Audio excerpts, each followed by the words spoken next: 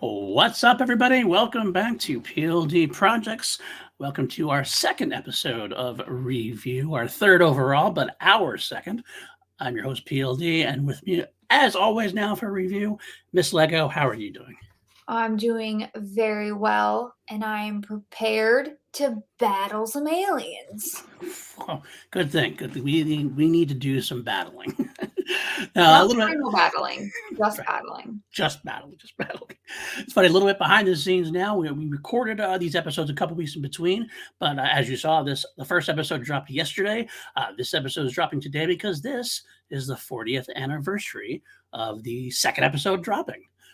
May 2nd, 1983, this episode dropped. Here we are 40 years later, and what I found most surprising, I don't know if surprising is quite the right word, but interesting is how timeless this story really kind of is. We still find more and more today, some things that happened in this episode where I'm kind of like, yep, I could totally see that happening today. Slightly different circumstances, but the end result's pretty similar. What did you think about the overall thoughts on the episode? I totally agree that I feel like it's more resonant today than it was in the Reagan era. Although Yep. Reagan era did have its, it existed. What I'll say about that. I will say probably it's more open nowadays than it was back then. I don't know if it's because we're all connected so easily, and we have a lot of social media things of that nature. It didn't exist back then, so we didn't see a lot of what's going on behind the scenes. Now everything is more or less an open book, or at least more of an open book. So we see it happening. Back then, maybe we just didn't see it happening as much. But Very true. Although I think we're also further removed from like actual fascism in most countries. So mm, I feel like this story is a little bit more resonant just in terms of the United States comparatively. Like the world, I'm sure it was a little bit maybe more timely then. right, a little more hammer on the head then for them, like That's a it more is reference for to us. Europe. I'm not sure that everyone knows. The was listeners. I was picking up what you were putting down and hoping they were as well. This was another great episode. Both again, I'll talk clear as day. I love the original miniseries; it's my favorite part of the franchise. I have lots of love for the rest of the franchise as well, but I won't lie, and that definitely goes on a little bit of a downward trend as far as absolute quality goes. It's impressive to me that a franchise can have such an amazing opening that I consider like a masterpiece and go to that kind of so schlocky and bad it's still kind of fun in such a short amount of time. We're talking about the weekly series as we get to that. But this part still is hitting really high on my marks as far as like it's got great social commentary, a great pure science fiction story, a great set of characters, a set of 1,000 characters, all believable. We get really in depth with them. I like to see you start seeing them interconnect a little bit more. You get moments where like, oh, this character's with this character is seeing this character now, and how the world is really interconnected as a whole.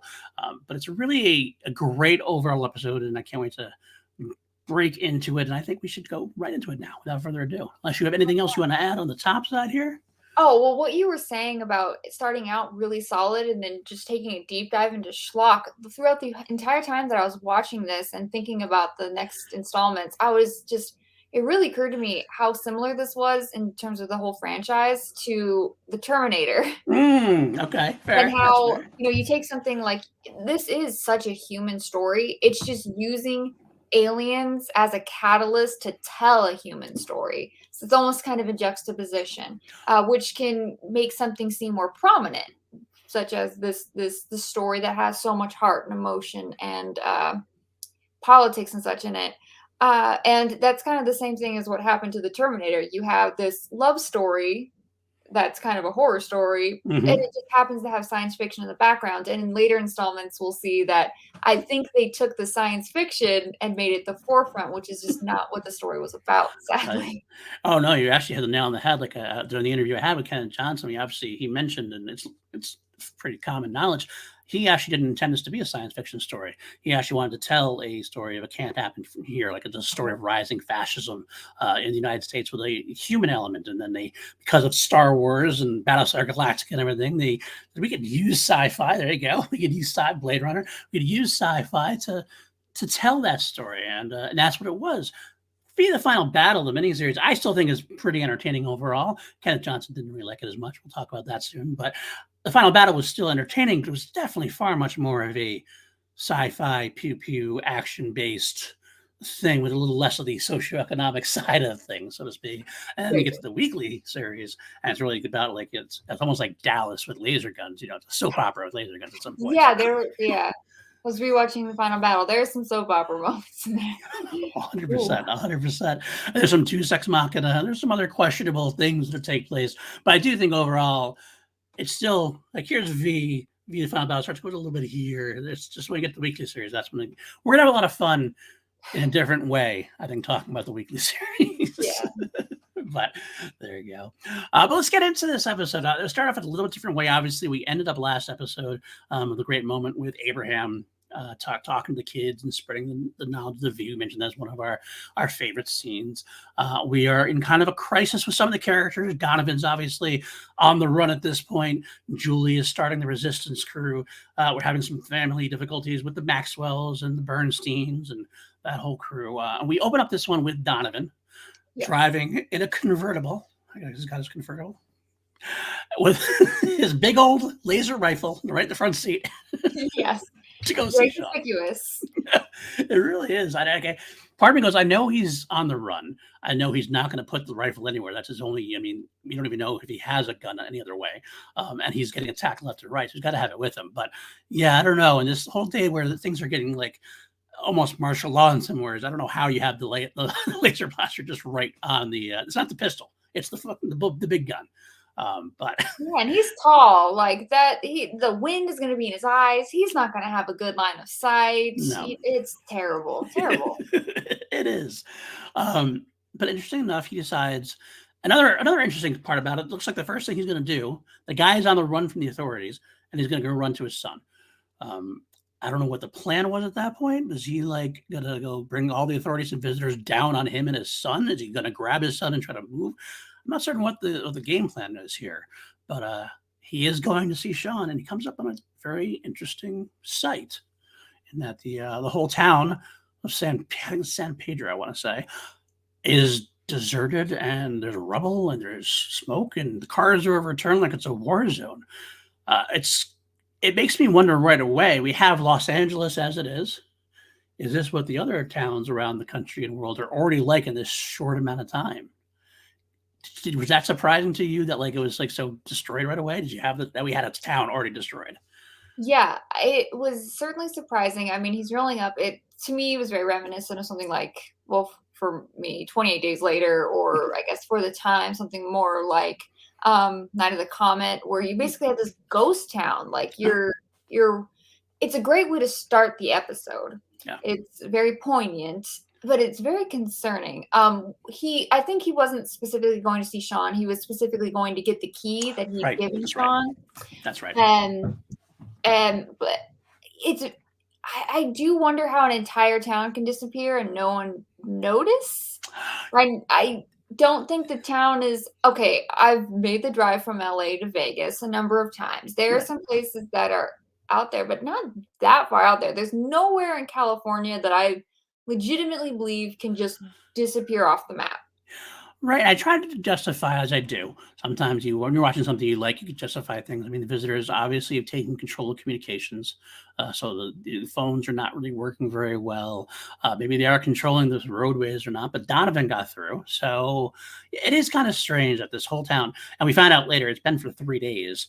And no one is on the wiser. Nobody's come looking for anybody. No one's talked to anybody in 3 days. It seems a little strange, but you kind of let it go. You gotta let it go in these kind of things. Yeah, sometimes I mean there are moments in movies and TVs like this wasn't necessarily the most thought out. However, the emotion that it gets from the audience and the viewer, myself and yourself, for instance, that's what it is there for, thought out or not. And it is something that I think that the acting on the part of Mark Singer and the kid who finds Josh, I do think it saves it from like further in-depth thought, especially if you're a first-time viewer. That it's done well enough that you overlook it. Yeah, I was actually about to say that I've seen this like a lot of times. I watched this when I was a kid. I watched growing up. I've probably seen this probably 50 times overall. I never really worried about it until more recently. It's not even like worry about it, but it's like I kind of notice things as I'm looking for. I'm looking critically to see what is about it differently. When I'm just watching for fun, okay, I get it. And you're right though. His acting, Mark Singer, I think is terribly underrated. He gets these moments, especially in these kind of big moment sequences, where he really embodies the character that you want him to be. He's a action hero to a degree, even though he's an everyman, but he's a real man's man, a fatherly figure. He's got these emotions aside. Like when he sees Josh, he really, even though you can tell he wants to push him for the information, he cares more about like where's the key, where's Sean, what happened. But he takes his time. He lets it happen. He comforts Josh very well. I feel like he obviously he can tell he's a father himself. He takes moments. And he does some of the things where he even like promises him things he can't really promise really, but he'll do it because Yeah, Josh needs to hear it. it's those white lies that sometimes people will say because they don't have the heart to tell you the truth. But Josh is this character. He was running away when the alien. I don't think we explained like what happened to the town. What had happened to the town was some of the. I think he said that the lawn people, like the people who do lawns and stuff, like lawn care workers, Yeah, we're starting like an uprising, and then the visitors came in their airships, like their right. smaller airships, and just started opening fire and then taking people, and basically took over and or killed or the whole town. And Sean's mom slash Mike's ex, Mike's ex-wife hid growing pains. both the kids in the closet, but Sean left to try to help his mom, whereas Josh remained in the closet. So he is seemingly the only survivor Right. of this town. We do learn later what happens to the town's populace. They're We not do. quite dead We um, do. yet. It seemed like it was actually a good tale from Josh. It actually made sense that like because what we saw on the surface was at first, of course, the people are accepting of the visitors. They're being very friendly and everything else. But you kind of by the end of the first episode, there are some people who are questioning things in a smaller town. I feel like they were very blue collar workers. They're all kind of like, probably sitting around, they're getting drunk one day, and they're kind of like, this is all these rules. We hear about these rules from like the burn scene, the phone call thing, the rationing of sequences, everything else. Like everything is changing and making life's harder. And that's what people do. They get a little drunk, they start getting pissed off at people, and then all of a sudden, the wrong tensions can happen. And the visitors are like, well, this is a small town out of the way. Let's get them out of there. Let's just take them out.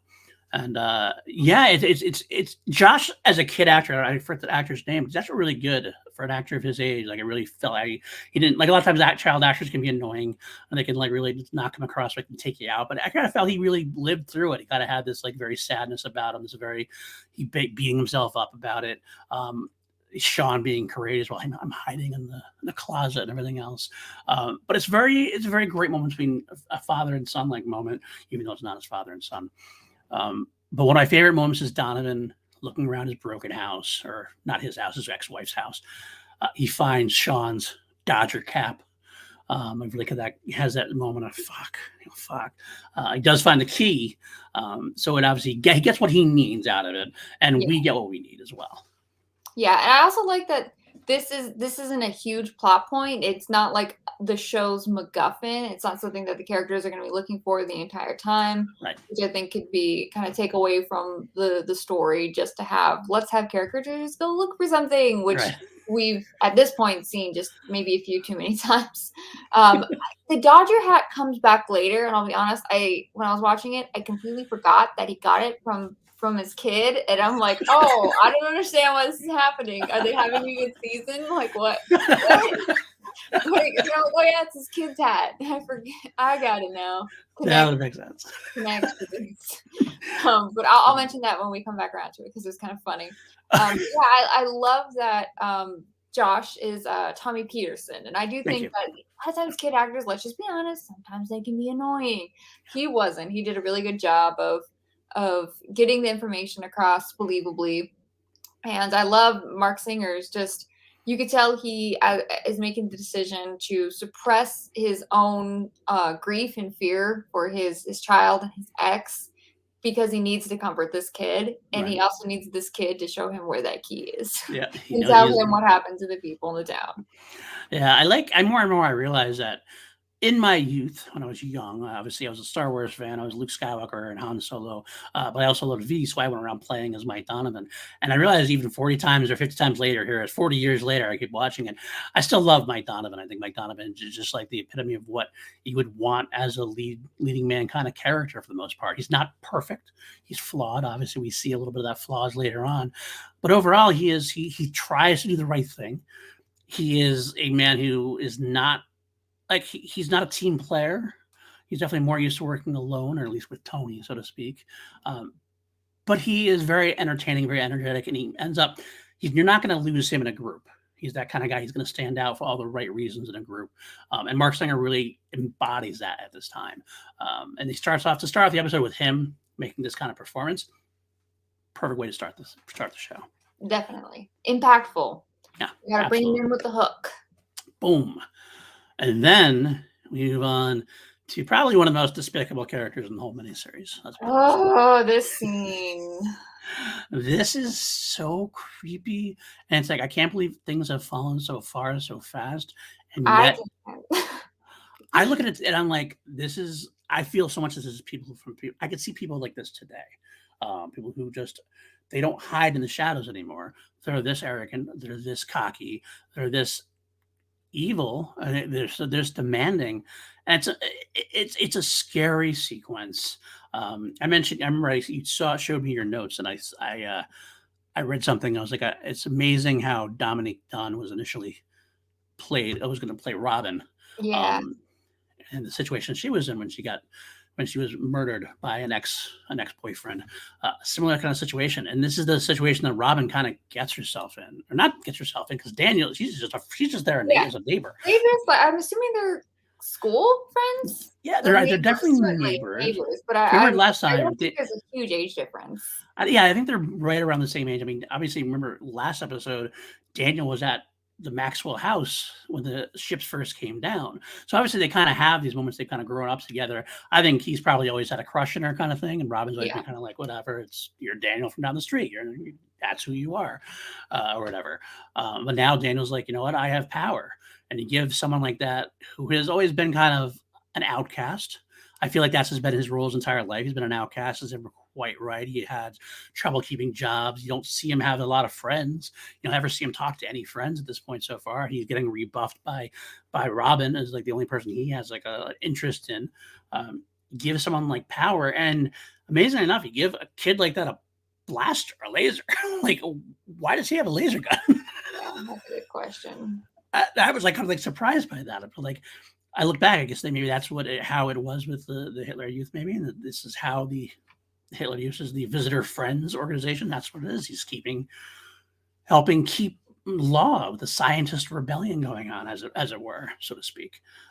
But yeah, great job by him. He does a great job. When I hate a character that much, it means the actor is definitely doing his job right. Yes, I will say I despise the character, but the performance is spot on. Yeah. I don't think we actually explained what happened.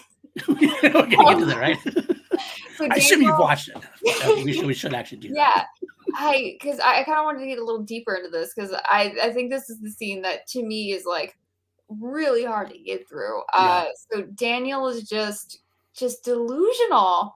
Yeah. But I think the setup for the scene is important, particularly what happens later on, in that he's having dinner with his family, which are his parents and his grandfather, Abraham.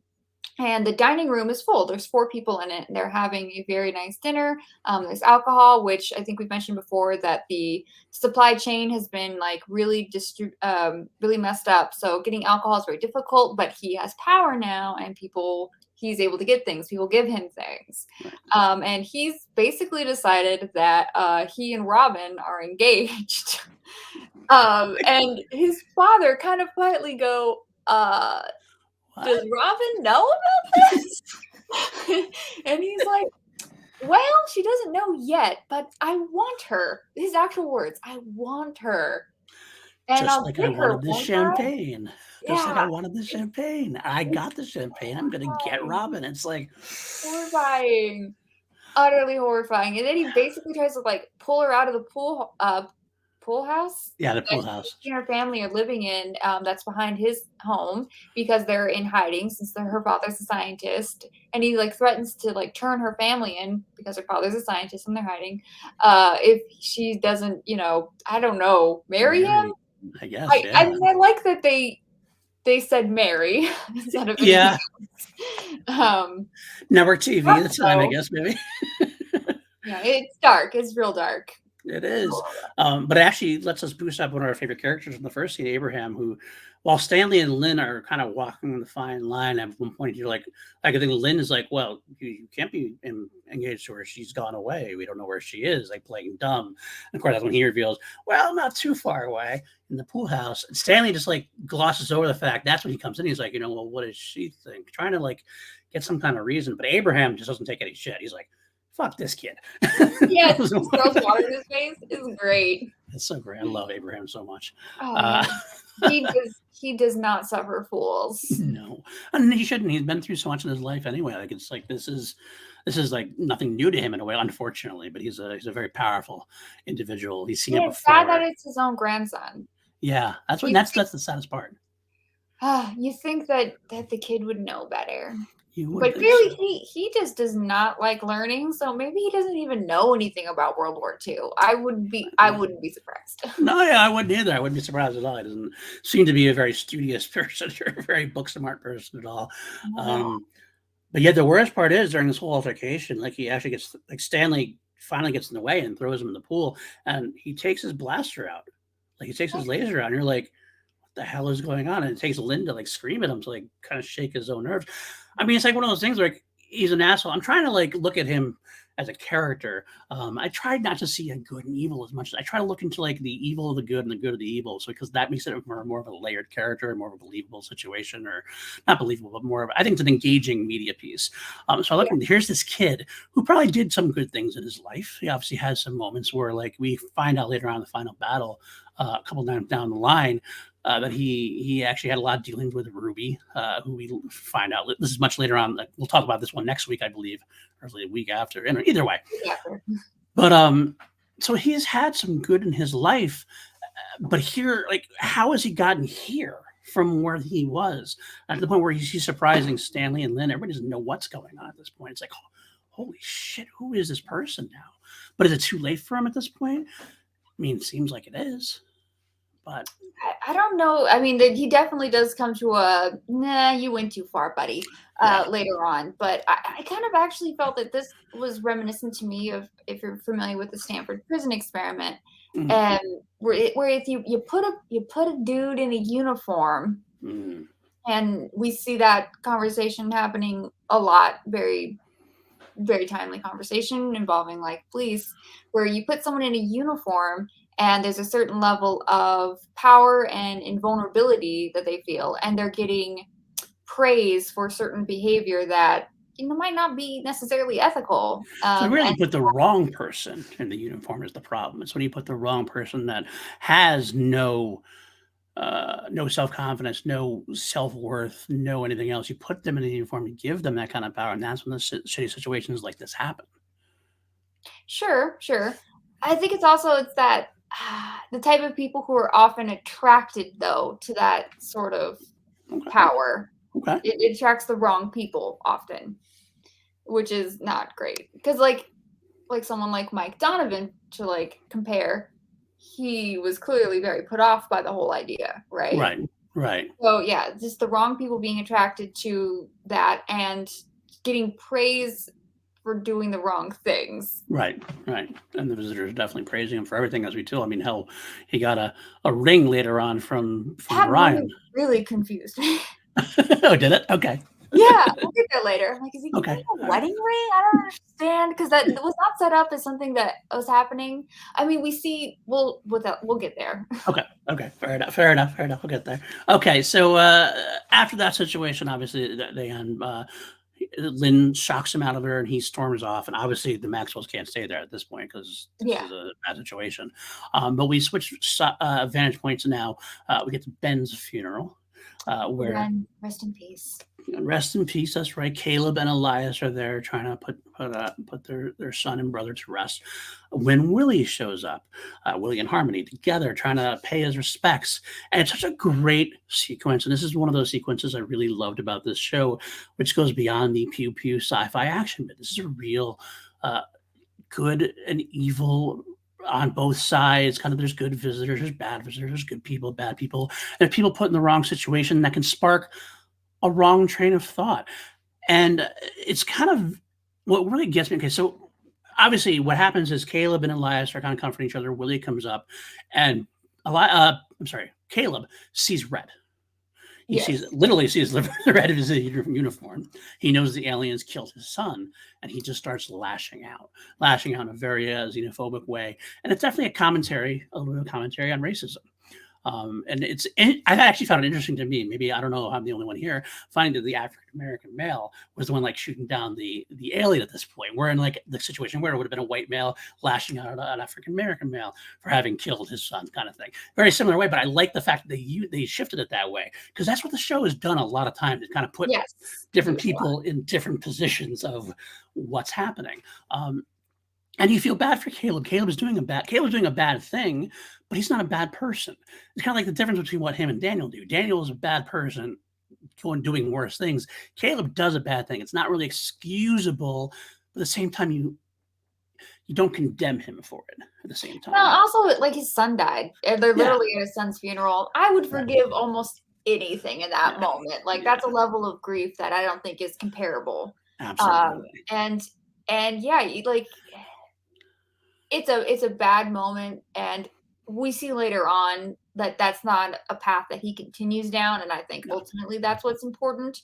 Yes. But yeah, there are things that people do and say in moments of grief that certainly they don't necessarily mean. But I do think that it's in that moment is important that he lashes out on Willie just because he's a visitor and visitors killed his son, and he becomes so important to the resistance that Mhm. we really needed this moment for him and Elias to get them on board. Right. Absolutely. And interesting enough to me, I like this is the fact this is a rare non-humor moment for Willie. He has these moments of seriousness, but a lot of times he's used as comic relief. His bumbling word choices. He's kind of got that kind of friendly banter with Harmony. It's kind of a cute romance thing. His is Willie put in a serious situation, and he acts well. He still tries. He's trying his best. Even when he gets pushed down, he still gets up. He's going to come back for more. Like being very understanding. It's Harmony has to kind of pull him back and say, "You tried. Let's go away. Not the time to place anymore. You did what you need to do. That's it." But I love everything about this sequence for every character involved. It kind of moves them along further on down the road. Yes, definitely. So, okay, next, I think the next sequence, if I have it right, we have Daniel has reported the Maxwells to the authorities. Yeah. Fuck, prick. Oh God, I hate him so much. He reported his family. Oh my And God. the Maxwells are hiding in Sancho's truck. And as you were talking, like you like that situation reversal for Absolutely. Caleb as a black man, kind of having this xenophobic lash out on Willie. Here we have Sancho, who is a Hispanic man and a gardener, and he is driving with the Maxwells. So the back of his truck is kind of layered, and they're Right. under the bed of his truck, kind of with foliage on top of them to cover them. And he is driving them out, and it's irony. It's really really well done, and showing people in this sort of situation reversal, I think, is very important because it shows that people are people ultimately, especially with a bigger foe. Mhm. Aliens. I think it's great to show all these different types of people coming together, and they can use these hardships that they've gone through in their lives as a way to help people now, which is Yep. really great too. I love that kind of does that for the audience who says, well, what would you do in the situation? All of a sudden you're seeing yourself put in the same situation that some of these people are in every day. And now you're seeing it from their side. And I like one of my favorite moments of the whole thing is when the kid they're underneath. First of all, let me say the truck, I don't quite understand. I still don't get it. Is it a built-in thing, or is it just like a plank of wood that they're under? That's So going I to come think into it's play in a a bit. plank of wood, and then it has Okay, the something footy is boosted over. up a bit. Okay, but yeah, the Maybe small bigger the blocks. Maxwells are there, and Katie's being a kid. She's being Yeah, a she's Tommy. a She's being little like, girl. She's right. crying. And I love the fact he gives them chocolate. And Robert's like surprised, like, "Wow, you come prepared." And he's like, "I've had some experience at this," and it's a great little moment of levity and about a serious situation. And that's always the best thing you can do in these situations because it makes you engage more. Uh, so we find out that Eleanor turns them in. Of course, she makes the call. Freaking Eleanor. God, Eleanor's so bad. She's almost as bad as Daniel in a way. It's hard to imagine her being good at some point, but I guess she was, according to Donovan, as we'll find out a little Yes. later on. But it's kind of cool. So we get to the point where they're heading off. Steven gets the call. Now they get to Like a checkpoint. checkpoint. Thank you. Couldn't think of the word. Getting old. The checkpoint. And there's like the police officer there. We saw the same checkpoint we saw last time. Last time, obviously, the Maxwells were driving. Somebody tried to get somebody through, and the visitor shot him. And then we had the two officers. One was brutal with the visitors, pretty much like or at least I'm just doing my job. This is what it is. Tough. And the other guy was definitely more sensitive to everything. The guy's injured, all that kind of thing. Same two cops. And we see this all happen. And this is one of my favorite moments, again, in the miniseries, honestly, is the brutal guy's talking to Sancho, who is prepared. He's bitten off an onion to make his breath. Yeah, I didn't get that at first. I was watching the commentary track, and it was explained that he's eating an onion, so his breath will smell bad. So the cop will want him to go faster. Well, yeah, move it on through. Get it out of here. Genius. Ingenious, exactly. And is just about to get through it, and the cop looks at the foliage, walks away, and you hear Katie, cry a little bit, just cry. And it's such a wonderful moment because you have the officer like go through his face. He heard it, but he knows it's gonna happen. And it's like a little girl's cry. He's like, "Am I gonna turn this little girl into the alien?" Just what I saw. The guy got beaten up badly. He makes a quick decision. He's a good guy. He's like, "I'm gonna let it go. I'm just gonna let it go." And now he doesn't let it go. He looks at Sancho, and they kind of share this like brief moment of, get out of here. Kind of thing. I know. Yeah, I know. I know what you're doing, cool, man. Just drive fast. Exactly. Fast. Yes. This cop comes back, and I do think the performance is completely silent, and it's just expression. And he did it perfectly. Like you know exactly the thought process that's going through this man's head. We don't need to hear it. It's executed phenomenally. Yeah. Shout out to that guy whose name I don't know. Yeah. I don't know if he's in the. He'd probably be deep in the IMDb credits. He doesn't have a lot of screen time. Now we'll jump ahead real quick because I'm going to jump ahead a little bit. Just because they do come back. Sancho comes back from El Tepeyac, as he says. It's a restaurant outside of town. And they, of course, arrest Sancho because they find. Now, this is what I was asking before: is if you leave the town, like if I'm Sancho, granted, I haven't had experience in any of this, but I would think before you come back and you'd like take the plank out and put the plank down and just put the foliage on top, because like you open up the thing, there's the place where the people obviously were. So I'm assuming you're more worried about breaking them out than about just coming back in. And you're probably starting to think about who checks when you're coming in. It's a good point. Generally, most of our borders, they're really only really rough one way. Let's be real. Yeah, that's a good point. I guess I didn't even think about it that way, but it's something that bothered me a little bit for like years. Like I would have done that, but oh well. Unfortunately, he gets. We don't get to hear if the cop got any shit for that. The cop who missed it, first, so to speak. He missed it. There were so many bushes. Who could see past all that? Absolutely. I believe, actually, if I remember correctly, and I haven't read it in a while, the novelization does have like a line from like the one cop saying, Brian, Joe Bob, or whoever it is, you really missed out on this one, or something like that. And that's all it said. But either way, unfortunately, Sancho gets arrested for doing the right thing. What a sad shame that is. But we'll get back to Sancho. Obviously, he does return. He does return in a good in a very cool way. Elias. We jump to Elias introducing the resistance to their new underground headquarters.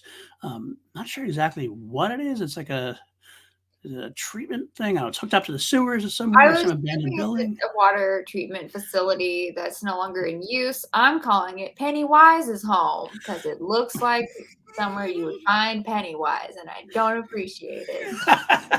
I thought that myself the whole time, even back in the day. I was like, this is not a good place. This is not a good place. But again, there's some great moments here. Julie trying to fight her way down with her hip injury. Get a great sequence. Obviously, Brad's going to help out with the power. He says, but the real best moment is the Elias and Julie narrative. Obviously, last time you saw them two together was the end of the last episode when Ben died in Julie's front seat. And Elias had that great emotional breakdown. Elias, who was very uh, hesitant to join the resistance, against the resistance, because he was doing fine on his own. Ben's death brought him in, and now we see Elias joining the cause, almost apologetically in a way, like she's sorry he didn't do it earlier. Kind of, you feel that there's not a lot of dialogue about it, but it's a great facial acting moment between Julie and Ben, where he does eventually say he's going to go help get the Angels. That's their turf, is his gang or whatever, and going to help out with that. He has a great line there. Julie's like, can you get them involved? He's like, looking at the Henry Kissinger of East LA. Very dated, timely reference of the time, I guess. But and they had the moment, like, he calls out his name again, and he just turns like, we're good. And I like that too. I like that moment together, because Elias joining the crew is something that's really, it's been earned by now. It's been earned. So it's good to say. Yeah. There's definitely, he definitely feels regret for not being able to have helped out earlier, because I like to think that if he had helped out, Ben might not have died. There's that what if, and it's not like some people have those what ifs that are just like, there's nothing you could have done, but there is stuff he could have done, and that weighs on you. That was his expertise. Let's be honest. Yeah. Hijacking materials and things like that. That's what he did. And he knew all the ways around. He could have had his gang help him out and everything else. People who were just experiencing that kind of thing. You keep forgetting, in a way, because you think about all these sci-fi things. It's the aliens versus the resistance, but the resistance we have is not like a military resistance. It's a bunch of scientists and doctors and people who aren't fighters. They don't know what's going on. They don't know how to do this stuff. Elias could have helped him out greatly. And I almost feel like it's great that they get him involved that way. Now they do have somebody who has a little more experience that is helpful, that would be helpful in fighting back. Yeah, I definitely love when we take people who are more on the fringes of society and put them in these kind of sci-fi, supernatural sort of situations. Colossal pastor with sex worker, the marked ones. You have like people who are in like gangster fighting the ghosts. It's great. It's great. Like, it's just more interesting. We don't see it as much. And to be clear, we don't see it enough.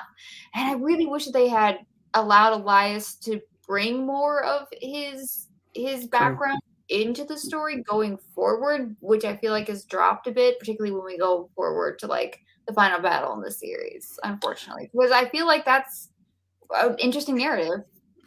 Yeah, that's one of the drop-off points. As we said, as the quality starts dipping, a lot of the part of that is they drop a lot of the humanity in the background of the characters, and they just make them wherever they're needed at whatever time it is. I agree. I'd love to have seen Elias and maybe more interaction with his crew. We do get a little bit more from them this episode, as we'll get to. But yeah, I'm glad to have him on board. At least it definitely adds for the different kind of people involved, getting different people from different backgrounds and experience and things of that nature. So now we're back to where you got confused. This is where Daniel, sitting alone, drinking a storm up with his gun out. I don't know if he's contemplating suicide or not. I can't tell. If it's just that. I don't think so. I think he's just sad and alone.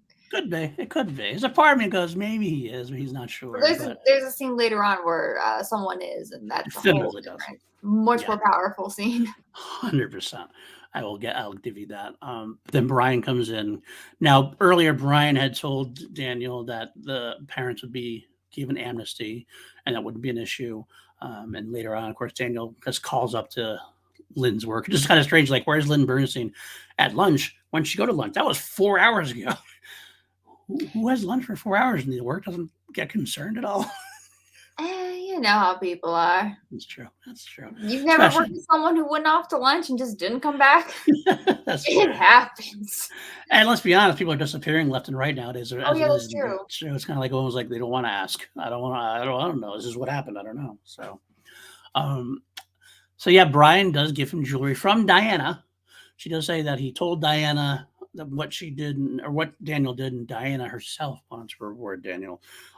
As a way, I think that's a way of kissing his ass a little bit more. I might not be enough. Brian might not be enough there. He's already friends with Brian. Having the high commander, the head, one of the head cheeses say, "You're doing the right thing," is what you talked about before. Rewarding him for turning in his parents, turning his family. What a horrible situation that is, and he's being rewarded for it. But very typical of Germany at the time and the Hitler Youth at that point. They were turning in people left and right for helping out the Jewish community and things of that nature. So this makes absolute sense, but it's terrifying to see.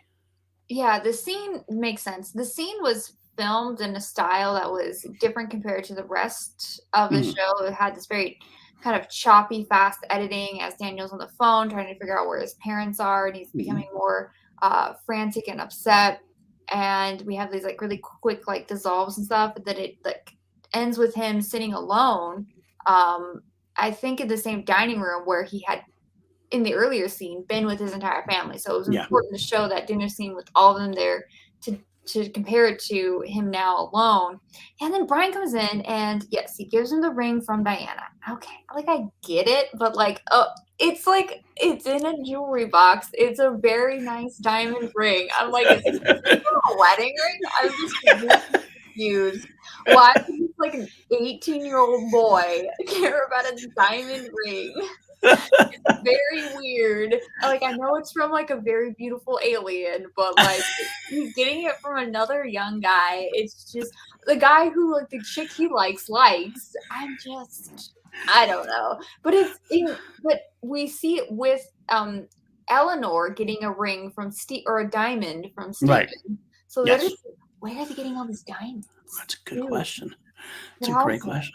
I Maybe it's just it just baffled me. I'm like, "Why is this happening?" they converted all the jewelry store owners first. Mm. For I think I feel like, I didn't I don't know anything about history. I feel like at some point they were taking wedding rings and jewelry from people during one war or You know another. what? That makes sense. I mean, you know what? I never even thought about that, but I Like, were definitely they have heard taking things like oh my that. gosh, were they taking these rings off to people they were abducting? Right? This is where This they're is getting all this. horrifying. That makes it even worse. I'm stressed. Damn it! You're probably right, though. You're absolutely probably right. Because what do they have it for? That's to them. They don't care about that kind of stuff. Also, Wow, I just didn't even think why about didn't that. you give him, like, a pin? Like, it's military, like, you get Yeah, pins. That just would have made right, more sense to me. A badge, I don't right. You could have know. A got a better promotion, blaster. something like that. Even a cool, more cool sunglasses. I don't know, something like that. Better bottle of wine. He seems to really like alcohol. This boy drinks. A lot. A lot. Maybe his own Skyfighter. You know, that's what she got. She got park in the Like, back lawn. that's what I would have taken. I'm like, I want that. And we live in LA. There's traffic. Here we go. Absolutely. Give him the keys to that baby. That's what I want. Unfortunately, Daniel's just easily pleased. It seems he gets. He's very excited by the ring, and He is you know she's getting the ecstatic promotion. over that ring. He's awestruck. He's I'm like, so confused. Like, what did he think was happening? This man's giving me a ring. I'm like, oh, no thanks. well, he is lonely. He is lonely after all. This Maybe is it's true. He very clearly is lonely, delusional. maybe in his head he's thinking, well, Robin likes Brian. Maybe I can get to Robin through Brian. Revenge sex is a thing. It absolutely is. It absolutely is. Maybe he's going for a three-way. Who knows at this point? Three-way relationship at that point. Uh, Again, network TV though couldn't get that dark or No. that into it. In the 80s? No, no, no. There's actually a moment. I'm surprised they got that scene. Seriously, there's actually a moment later on. I thought in my head, yeah, network TV. This would have been different if it was a movie, but we'll get there. Yeah. So we meet up now next with Donovan and Tony. I'm gonna meeting up with Donovan, Tony. Donovan bringing Josh there. We meet Fran, who is Tony's wife. Donovan gets to push Josh off on the homemaker there, I guess, who likes to cook spaghetti, I guess. So that's her big claim to fame. We don't get to see much from her, although I kind of think I don't know this for sure. Is she the one at the end with that Julie kind of starts going in front of during the mountain battle? I think that might be the case, but I'm not sure. think so. I'm not positive though. Yeah, 'cause I kind of like expected more from when I have this storyline, or when they first got introduced here. I kind of expected more from her, but this is all we get from her. It's Yeah, like, I'll take Josh. Yeah, I'll cook his spaghetti. We'll be good. I didn't um, even realize that was Tony's wife. So you're further ahead than uh, me. that actually might be a novelization thing. That might be, because I Oh, okay. remember in the novelization definitively it was Fran Leonetti, just like it was Tony Leonetti and Fran Leonetti. So that's how I knew. Although I don't, it's funny because I don't remember if that's how I knew or not, though. You know what I mean? So, but Yes, I did not know that. So, okay, oh, wife. Okay, that there it explains why is. she was there. That's right. I thought maybe she also was a journalist. It explains why Tony has an Italian last name. I guess maybe he took her name in a way. I mean, I don't know. It just seems like it's a straight for I don't know. It's kind of interesting. Um, okay, so Donovan and him meet, and obviously the plan is Tony's heard of. Obviously, Tony's a very intelligent guy. He's talked about rumors. He's trying to find the resistance group that have been making waves. At least they don't know where exactly. He knows there's a camp in the mountains. He knows there's supposedly a building downtown they're trying to find. And Donovan's like, okay, we'll find them. But we're going to go back up to the mothership and find out what's going on. Because obviously Tony wants to see this more, and Donovan wants to find out more with Tony. So they go back to the place. They're going to try for the same way they did last time. But this time Tony's not going to trip, he says. But we have this great sequence here where Donovan, this is what I talked about before about the connectivity of the people. Donovan and Tony watch the visitors take this crew, or this group of prisoners from down. They're all like, heads up. They're watching, hands up, and they have this great choral background that's like horrifying, sad chorus music playing. And we recognize it. We see Stanley, we see Lynn, we see Sancho, we see some kids, and they're all being left to be brought up to the mothership. Um, I love the score here. The score has very 80s moment. This one's particularly stood out to me as a great moment. It hit the emotional points really well. And there's this great close up of Mark Singer looking at the whole thing very stoically. But you can tell what's going on in his head, like he's getting mad. But it's a very cool moment, I thought. Did you like that one specifically? Was there something about that sequence you liked? Okay, so I didn't notice the music as much as you do, though I usually Okay. appreciate that sort of thing. I just, man, you this is one of those moments when you're watching and you're like, forget your plan, just save them, Right, save right, them. But this is something that's going to come up further as we're looking at this, but it's the needs of the many outweigh the needs of the few, and it's mm, he has a bigger mission, and you can tell he wants to do something, but he knows he's got to do this bigger thing, and also his son's up there, so he can't help those people as much as right. he wants to. Because he also knows there's two of them, and like, what are they going to do? Like, even if they opened fire, got them free, they don't have to run. And these are older people, these are kids. There's a bunch of aliens around. He wouldn't be able to keep them safe. They'd actually probably end up dying. This way, Yeah, he can kind of hitch a ride up there, maybe see where they're being taken. Excuse me.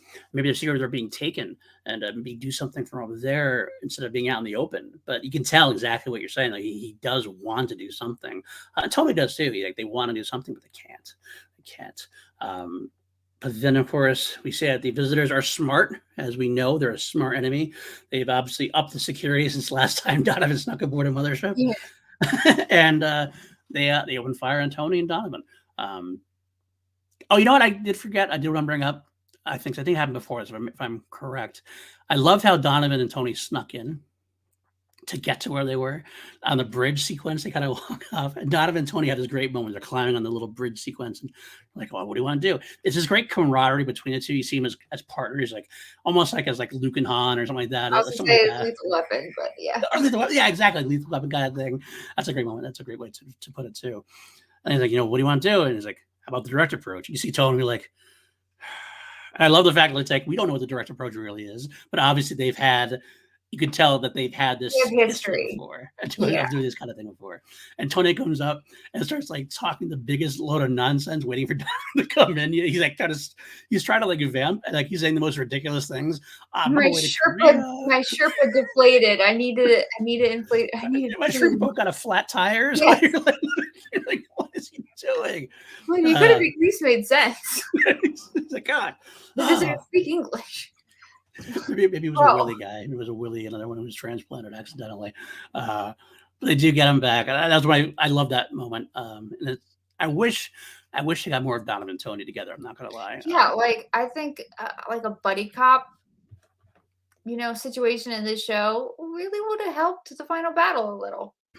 I don't disagree. I think you had the camaraderie right there to use. Tony and the Resistance would have been nice. Obviously, we are flash forwarding to the fact that we're going to lose Tony pretty soon, unfortunately. I don't know. I feel like I don't want to be mean here, but I would have kept Tony and killed Sancho. I'm just saying. Oh, you know what? Yeah, you know what? It would have done. I think if I had it to do it over again, I probably would have done the same because as much as I love Donovan and Sancho connecting that way, it's again talks about more people connecting who we don't know. Sancho kind of played his role, and after that, his role is kind of diminished in a way. Like he helps fight Definitely. the resistance, but like specifically Sancho's role, he becomes almost like another generic resistance fighter at that point. Yeah, he definitely does. And as well as we didn't need anything else to motivate Mike more. He's Right. clearly already motivated. We didn't need something to push him. Like he was already pushed. He was already over the edge. He's doing the thing. He didn't Yes. need any further. We didn't need to ask any more of him. Right. And actually, in a way, it'd be almost more interesting to see Donovan and Tony try and join the resistance as a duo. Because Donovan ends up joining the resistance, even though he's kind of hesitant. He's not a team player. Giving him the out with Tony would have made it even more intriguing for him to actually I see if think he was Tony gonna. would have been like, "Oh, this is that place I was gonna look for. I've Yeah, been hearing about it. yeah, that's true. People That's are true. in. He's more friendly. Tony definitely is the friendlier of the two, not for doubt. He would have. He would Um, have tamed. He would have tamed Mike down a bit. so in our alternate universe, the PLD Lego universe of V, we have switched places, and Sancho gets the medical experiments done on him instead of Tony at this point. But okay, all right, Wow, we're mean. we are just callous gets thrown away. Especially, what I feel bad now because I just realized something. I feel bad about saying that because Rafael Campos is the actor who played Sancho. He passes away like 2 years later, in 1986, Oh, from cancer, which I think might have been one of the reasons we didn't see him in the weekly series. Although that might not have anything to do with it because the weekly series really just kind of chopped the cast down a lot.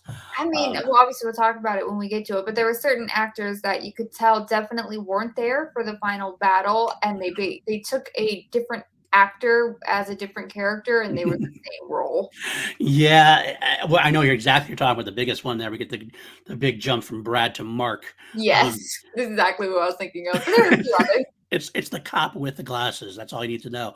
I'm almost surprised I didn't just call him Brad in a way Yeah, because he always looked the same. Like if he hadn't noticed it, I might have not even said anything. I would have been, oh, that's a different actor. Oh, this is a yeah. I different even looked actor. it up to see if maybe he was doing like Wise Guy at the time, but that was a few years later.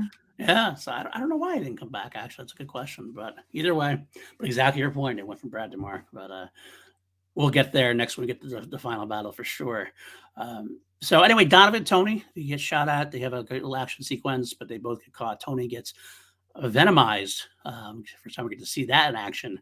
And Donovan gets blasted in the chest. So I guess this is the first time we learned that the lasers can definitely have different intensities because he gets right down the chest and he lives. So I guess it's definitely it's on a lower background. I guess they wanted Donovan I alive. think it's the Trekkie in me that just always assumed that phasers are said to stun, not kill. There you go.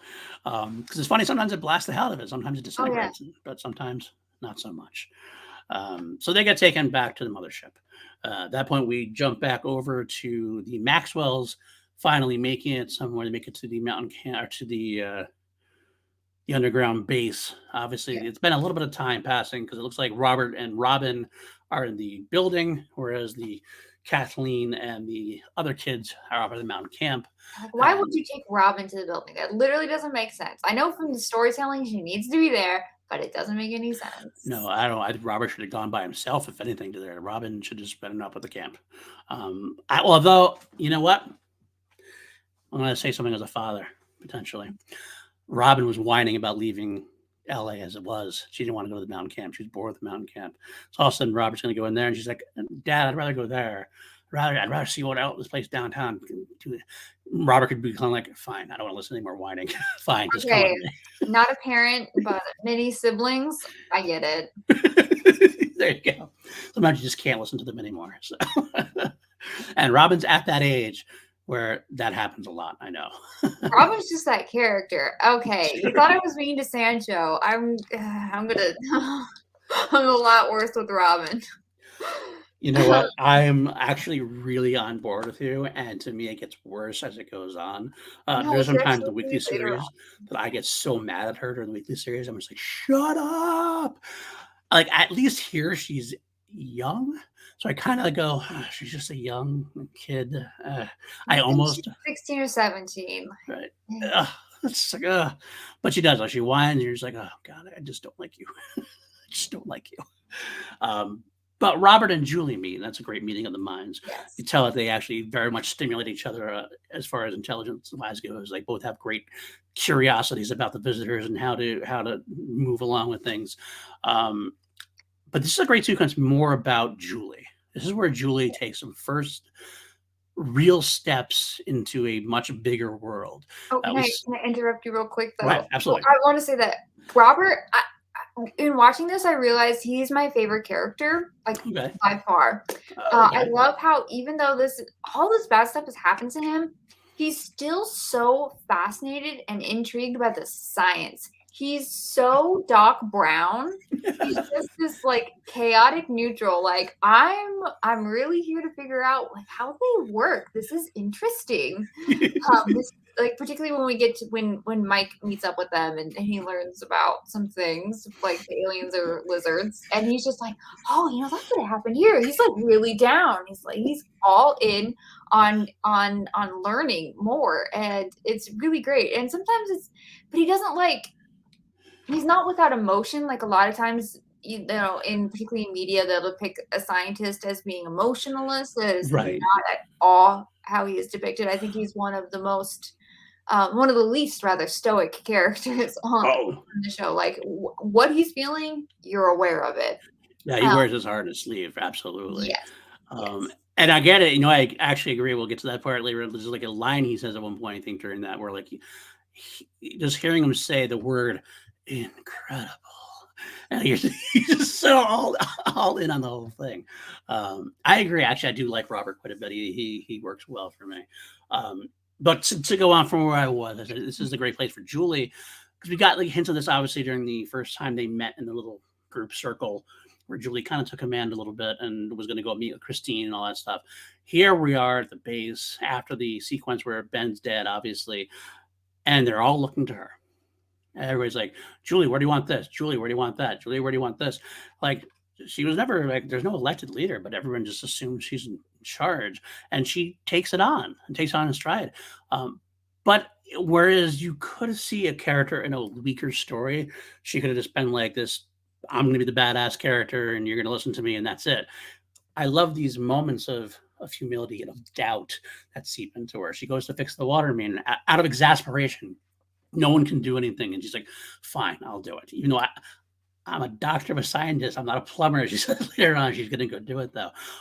It's a great sequence between her and Ruby, who is there obviously too after Abraham hasn't come home. So Ruby's obviously feeling a little more feisty than she was than the last time Ruby and Abraham had that conversation about it was going to pass. Um, but Julie starts, getting upset about it. She tries to comfort her. And Julie has this great moment of, like, they're all looking to me like I know what to do. And I don't know what to do. I don't know anything that's going on. She's was just as lost and scared as everyone else is. and, More. and she's like, more. Um, it's a great sequence, though, because like it shows where she is at the time, but it also shows where she's heading to. Because she has that moment, and she actually asks point blank, she's like, well, what do I do? I love the line. Ruby's like, I don't know, fake it. We all Yeah. tell the difference. When in doubt, fake it. We won't know the difference.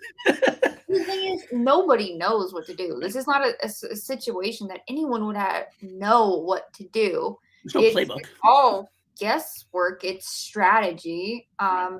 And yeah, is she? What does Ruby say? These are the men at times that try men's souls. I'll Yes. tell you why we look to you because you're a natural leader. And it's true. Like leaders, I'm quoting the commentary track when the creator Kenneth Johnson said, "Leaders rise to their position by natural qualities." So he created a character who had those natural qualities. Because I mean, sometimes, I mean, there are leaders who kind of bully their way, but you know, I don't think in resistances. Right. In resistance, it's by natural qualities. In Right. something like in the visitors, probably had like we can see with Diane, probably bullied her way into her position of power, and maybe she's not the best person to be in Right. power. Steven, the same kind of situation, absolutely. Brian, in different ways, more subtle, not as brutal, but still We'll get to tricky. Brian. I Okay, got let's feelings about Brian. fair, fair, absolutely. Whereas Julie, I will say that Kenneth Johnson, as a writer and creator, did a great job of building it up in the show itself. Like they don't overwhelm you with it, but there's sequences there. Like you know she's intelligent. She has Yeah. that sequence very earlier on with I forget her name now, but her coworker when they talk about Dr. Metz and their crush and stuff. She's just very supportive. She's someone who wants she wants her friends to succeed. She wants these people to succeed. She gets Elias involved. She's just naturally someone who you want to listen to because she's smart, she cares, and that's the kind of people you want in charge. Yes. Also, I think we should note that she's a medical student. Yes. Like, she is young. She's Yeah. probably under 30. Oh Like, yeah. she's quite young, very learned, but, yeah, she's very analytical, but also, again, like, I really like that they're showing that these intelligent characters have emotions. This is the antithesis of the Big Bang Theory. You know, Mm, this is someone who she listens, yeah. and then she responds, and Yeah. that's very important. And I think that's something that more not only more people should do, but that's something you want in a leader. Yeah. And I'll tell you what this comes back to play. We're gonna get there when Julie and Mike first meet. There's sequences there where Julie could have stuck around and steadfastly with the badass stuff she was doing, but she knew it was time to kind of shift gears at some point. But we will get there. Okay, so we have this sequence with Julie. I think we shift to the mothership at this point. We see that the visitor named Barbara, which we find out Barbara, is scanning Mike when Martin comes in and brings Mike down to see Diana. They have this moment there, this great little moment. We see Stanley being brought in to be tortured with the blowtorch, things of that nature, because the big flame is there. And Martin, like Diana wants to. It's kind of strange because Diana wants him put to death. Now, if Diana wanted him put to death, then why didn't she just have him shot down? Why was he captured and brought up? In a way, I kind of feel like it's like he's captured and brought up, and then he gets brought up to Diana. Diana's like, "Well, we're just going to kill you."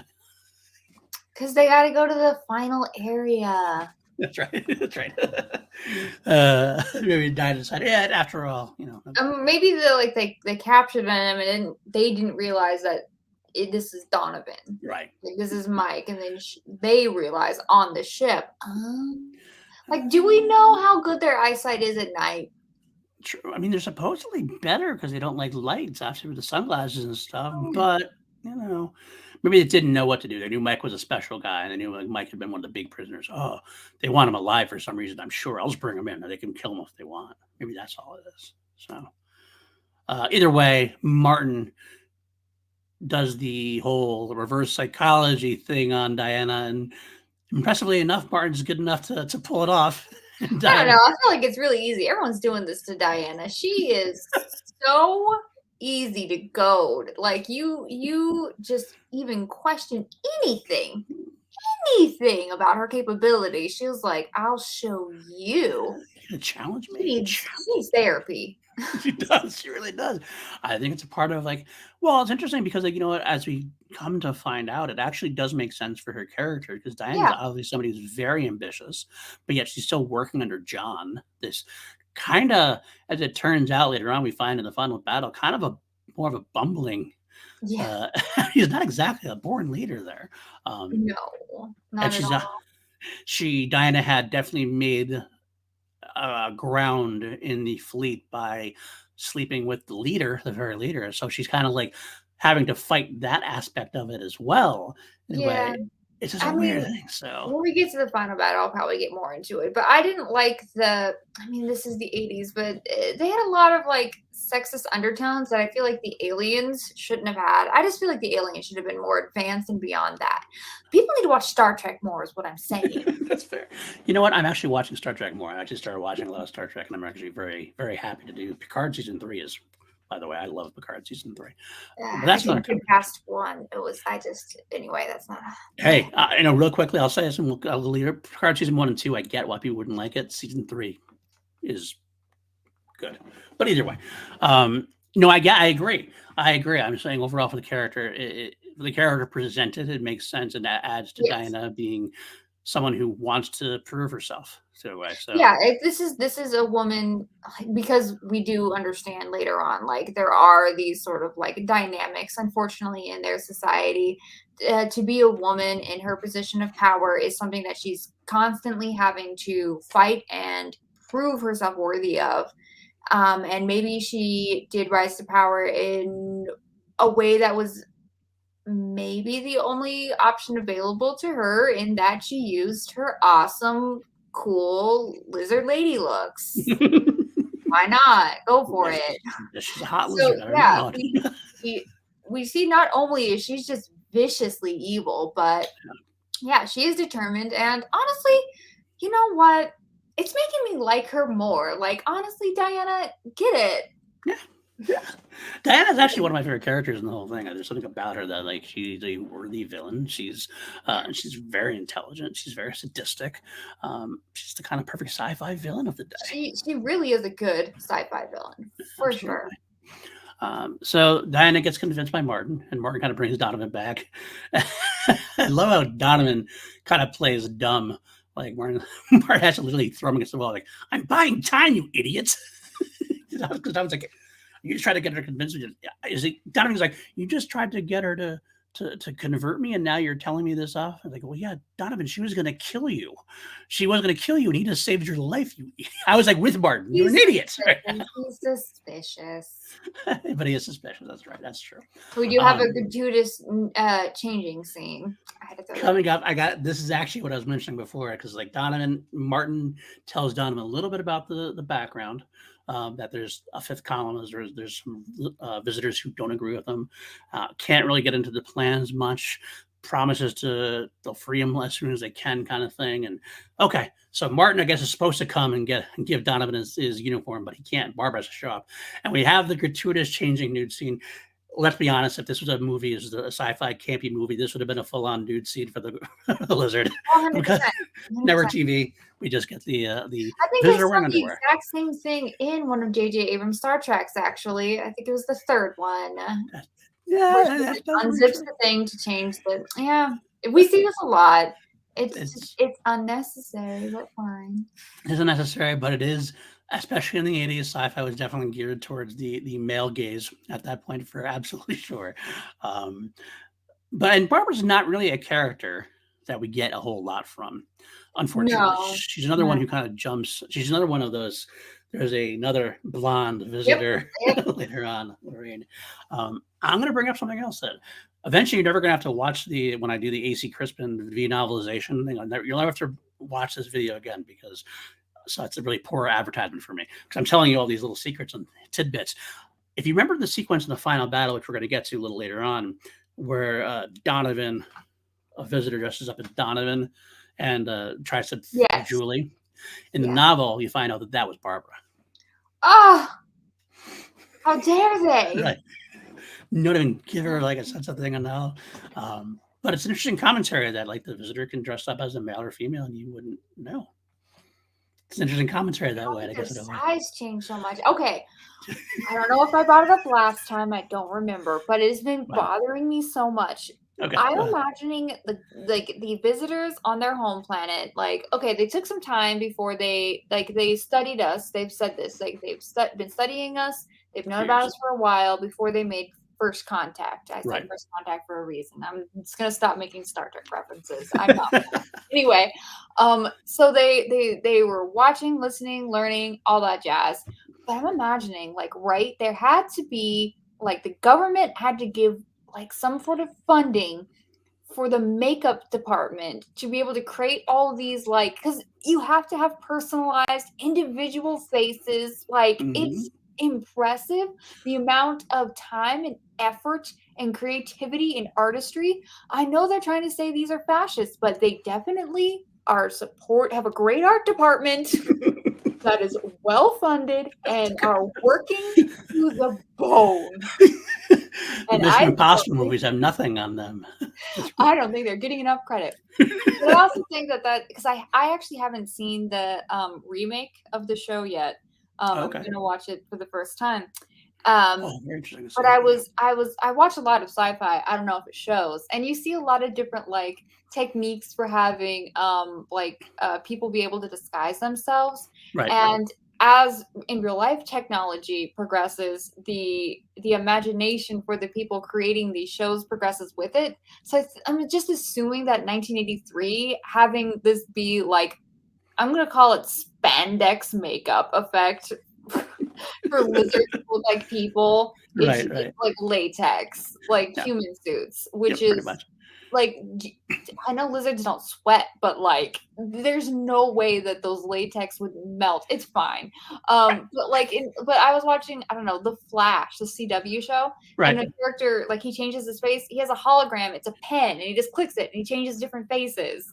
It's like the because this was made a couple years ago, and Right. technologically speaking, like, there's so many things now that they just didn't have in the 80s that if Kenneth Johnson were to think of something like that, he'd be like Jules Verne, like, Yeah. level of creativity and foresight. Like, Right. but Absolutely. I do think that, like, in terms of technology, it's hilarious that, like, he made it like latex makeup effects. So funny. It's It so is. comically funny. But I will say, the makeup effect for the alien, like when we see the lizards, is very good. Oh yeah. No. Absolutely Shout out great. to whoever did the makeup on it. It looks nice. It does look like you're peeling away human to get to lizard. Right underneath, and you see that a lot of times. Yeah, one of the best sequences we'll see is in the final battle. I think when you see John get his face ripped off in front of the live camera. That's a great sequence. We'll get to Yes. that. Actually, I was thinking at the end of this battle when Diana. Diana is hurt. Yes, I that's thought another that good was one. very good looking. Absolutely. I actually use that. I think I use that as one of our thumbnail pieces in a way. Yeah, that's what. Let me put that up. There it is. Yeah, that sequence Yeah. right there. Yeah, I love Yep, that right moment. there. It looks That so good.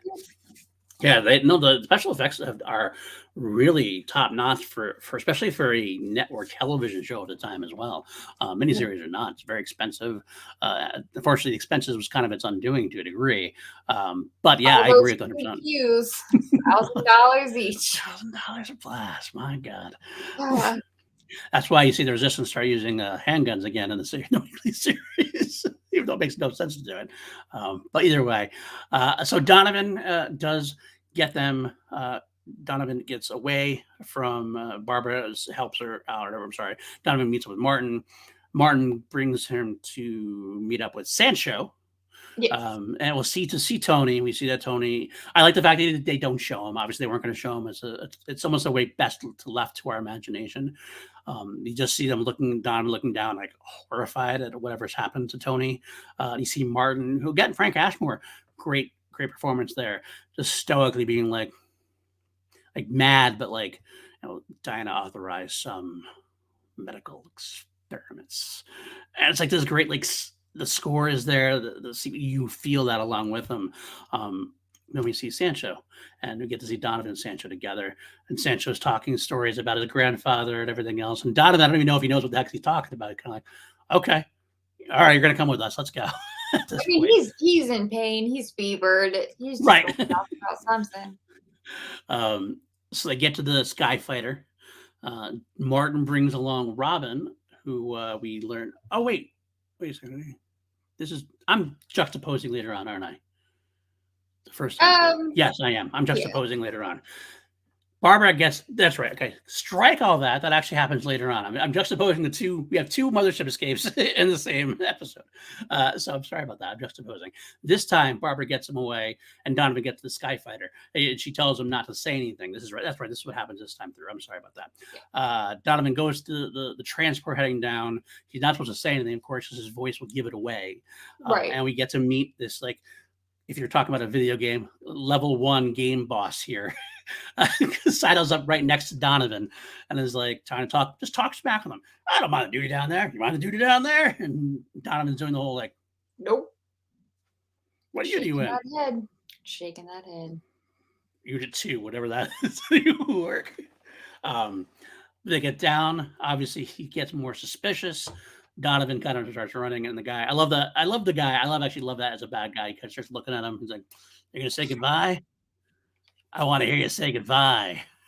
And he starts running away. He's like, "Ah, goodbye!" He starts shooting at him, but Donovan gets away in the truck, um, escaping in the visitor uniform as it is, and he makes his way downtown because he doesn't know where to go. It looks like, I don't know if he doesn't know how to get in touch with Fran or what's going on, but Tony's obviously gone at this point.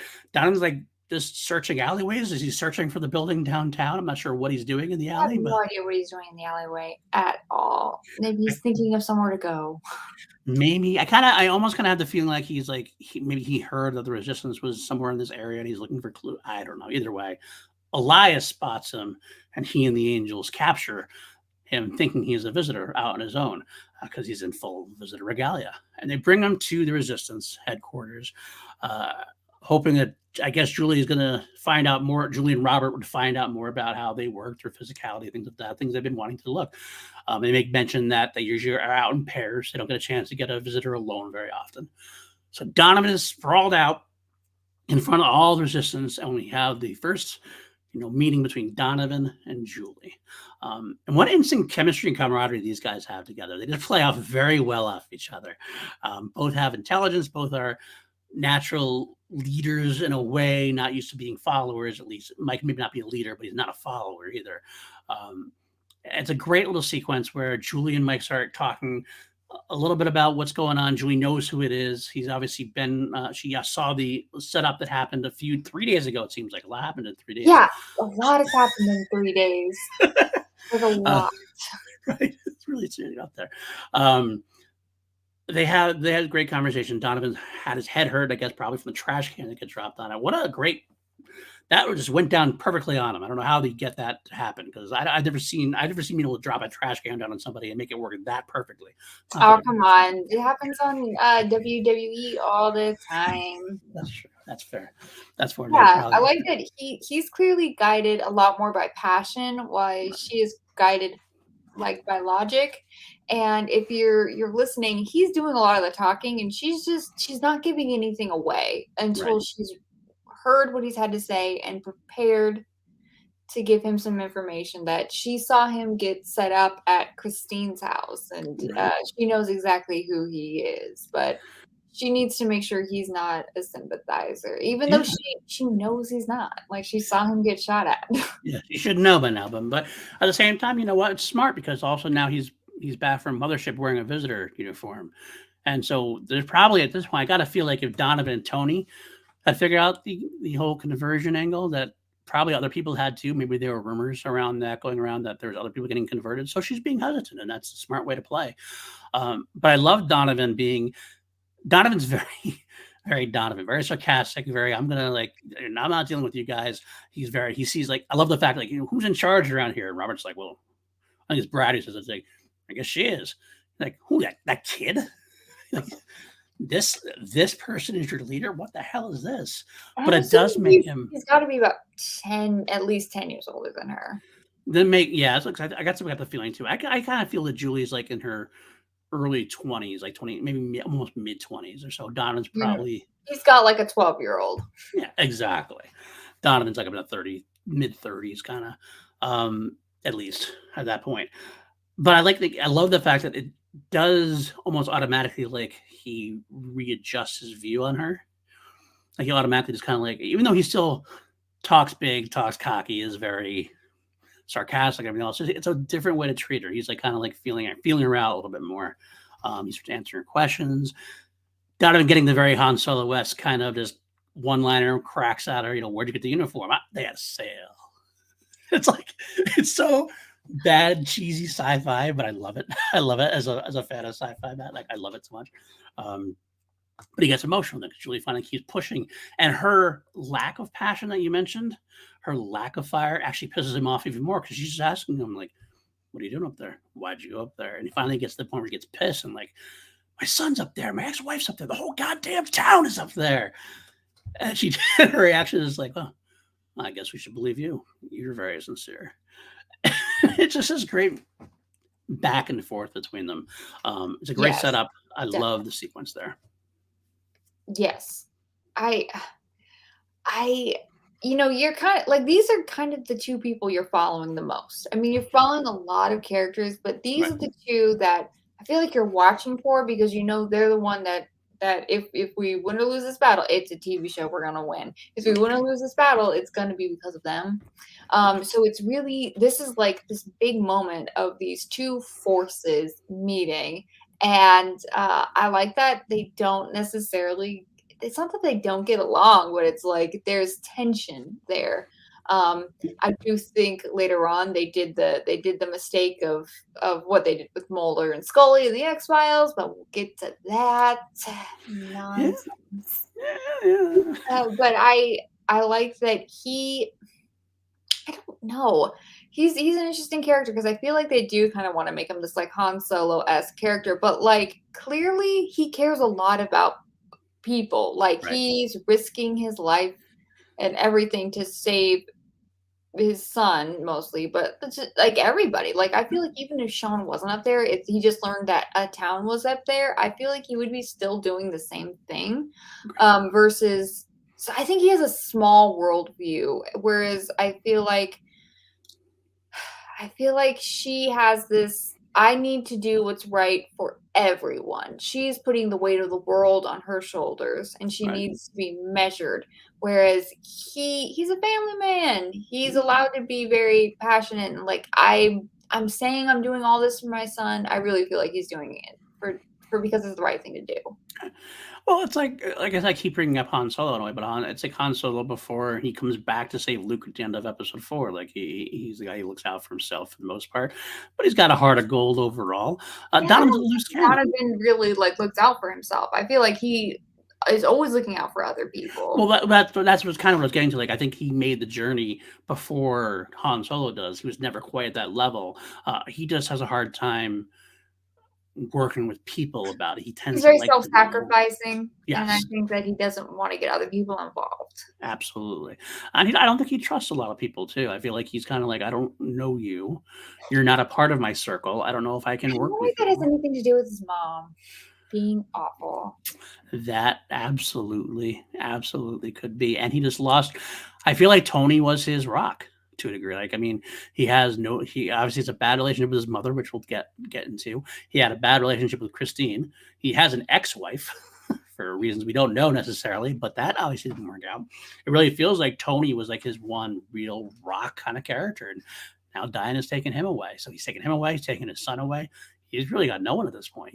The only thing he's got is the right thing to do. But he doesn't trust anybody. So this is where it's going to go down. But I do like how Donovan and Julie meet and they get together. And then Donovan decides to come clean, where Julie, and this is what I was talking about before, Julie could stay stoic the entire time, but she doesn't. She has that moment where Donovan keeps pressing and she keeps like bouncing and she like makes this decision in her head. Okay, I think it's for real. Let's lay our cards out on the table. All right, look, this is what the situation is.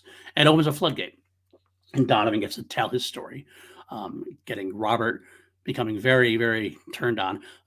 There's more Okay, science involved. what did you Incredible. say? Alien? There's what? Reptilian? Alien? Aliens? That could have happened here. Hmm. Evolution. I love that. And I love that Robert becomes teacher because Elias like, "What are you talking about?" Or Brad says that, no, he gets, this is what could happen, blah, blah, blah. Then you have someone like Elias. So, like, so what? We just turn up our barbecues and it's Kentucky Fried Horny Toad. Is that what's going on? it's, it's great dialogue between the two, between the group, I should say, rather. Um, and Donovan finally gets his story out there, which is something that's probably been burdening him for a while. Because at that point, who else knew Tony was dead? Who knows what the aliens did at the network when they raided the network? He was going to put the tape on air. He finally has people that can see what he is and they believe him, not like Christine. Yeah, and I think it's unfortunate when he finally does get stuff out there, it's all just covered up and they say terrorist. It's faked. It's phony. It's Oh fake man, news. people are buying this. Fake news. They buy it all the time, don't they? Anyway, we do get Donovan, Julie, and the Resistance. They finally. This is like the. This really inspires them to go. Okay, well, this is what we know now. What do we do about it? And Julie, of course, looks to Ruby, who looks back to her and says, "Trust your gut." And Julie goes, "All right, let's define our overall plan of resistance. Undermine visitors every way we can. They're going to stop them at any turn we go. We're going to find out hidden goals." And Brad's like, "What do you mean hidden? We know." And no, that we know a little bit. We don't know. We know the very surface level of what's going on. They got to find out. Obviously, they want to find out. Robert wants the more scientific angle. No surprise there. And especially at the end there, it's much like it was as it was in the beginning, where Julie's like, we still gotta connect with more people. We gotta reach out and find groups like this. And this is where Donovan kind of steps in, and Donovan kind of assumes that like second in command role almost immediately at that point. Because he's like, I mean, he has a little bit of a celebrity to him. Obviously, he was one who's involved earlier. He's bringing all this knowledge to them. He's a man of action. Yes. So he kind of steps up. He's like, you know what? Yeah.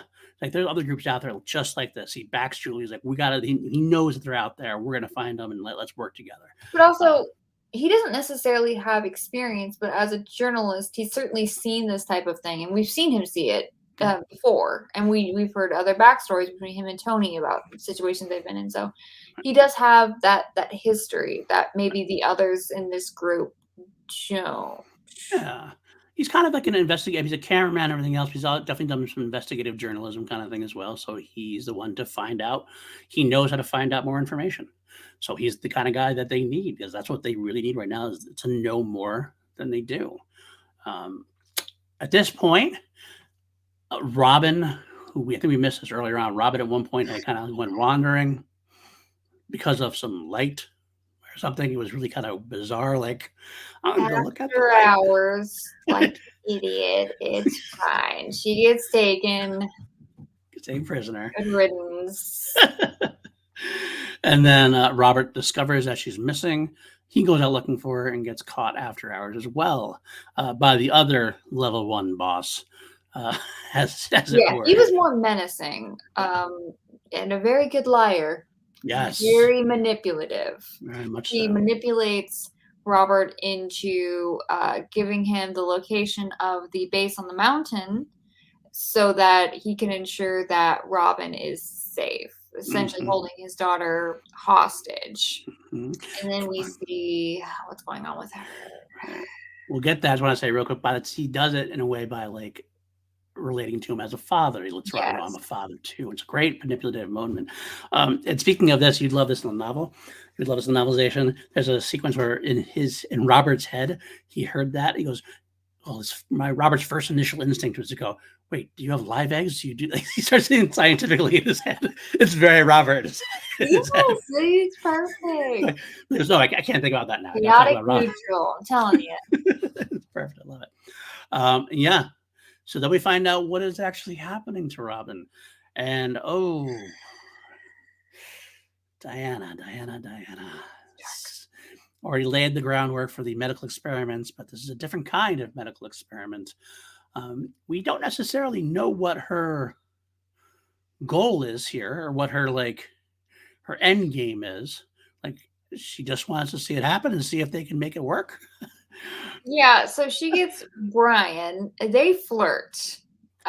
It's awkward. I don't know how old either of these two lizards are, but it's weird. And then she essentially wants Brian to go in and have relations with Robin. Again, she's like 16. We don't know how old Brian is in his lizard years. Diana's watching. Brian's watching her watching. It's weird. It's inappropriate. It's very gross. I hated the whole thing. It's worse in the final battle because he comes back. Tragedy. Absolute tragedy. I love how Brian is a sucker. He's sycophant at the highest level. He's talking about how beautiful Diana is. He's just trying to wither his way up the a totem pole, so to speak. Listen, flattery will get you a raise. It's just true. You wanna learn how to talk to your boss? I'll tell you how to talk to your boss. You flatter them. Left and right.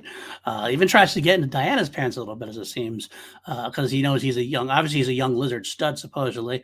And Diana's like, I'm going to use that, but not going to use that on me. We're going to use that in there. Which, Uh, okay, I don't wanna get into, like, lizard anatomy, but I am a little confused about why the makeup department made that.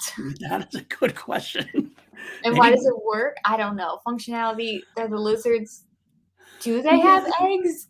It's very confusing. I at don't this point, understand why that equipment worked. at this point, we don't know. I don't know exactly what's going on there. How does it work? I guess that's the experiment side of things. I guess And, Diana oh, wanted to man, see if he could make Robin, it work. it was her first time. She wouldn't have known the Uh, difference. This is just horrible. Just um, horrible. every way, shape, or form. It's so bad. It's so bad. It is very creepy all the way through. It ends up leading to a character, the final battle, which we'll talk about a lot more, and what it could have been, and what it should have been, and what it ended up being. But either way, okay, so that happens, and now we're back to the resistance. They're making their plans of what they want to do first, and one of the things they planned on was to break into an armory and get weapons because they have to arm themselves. They understand at this point that we saw what happened when the visitors got to them before. They're going to need to protect themselves. So they have a smart plan. I think it's kind of a smart plan. Yeah. The visitors have been long talking about terrorism and the scientific bombing all the places that they're using getting their chemical from, so to speak, or whatever. So what do? They say, you know what, we'll use it. We might as well go ahead and do it. They glass onion them, and I appreciate it. So much, right?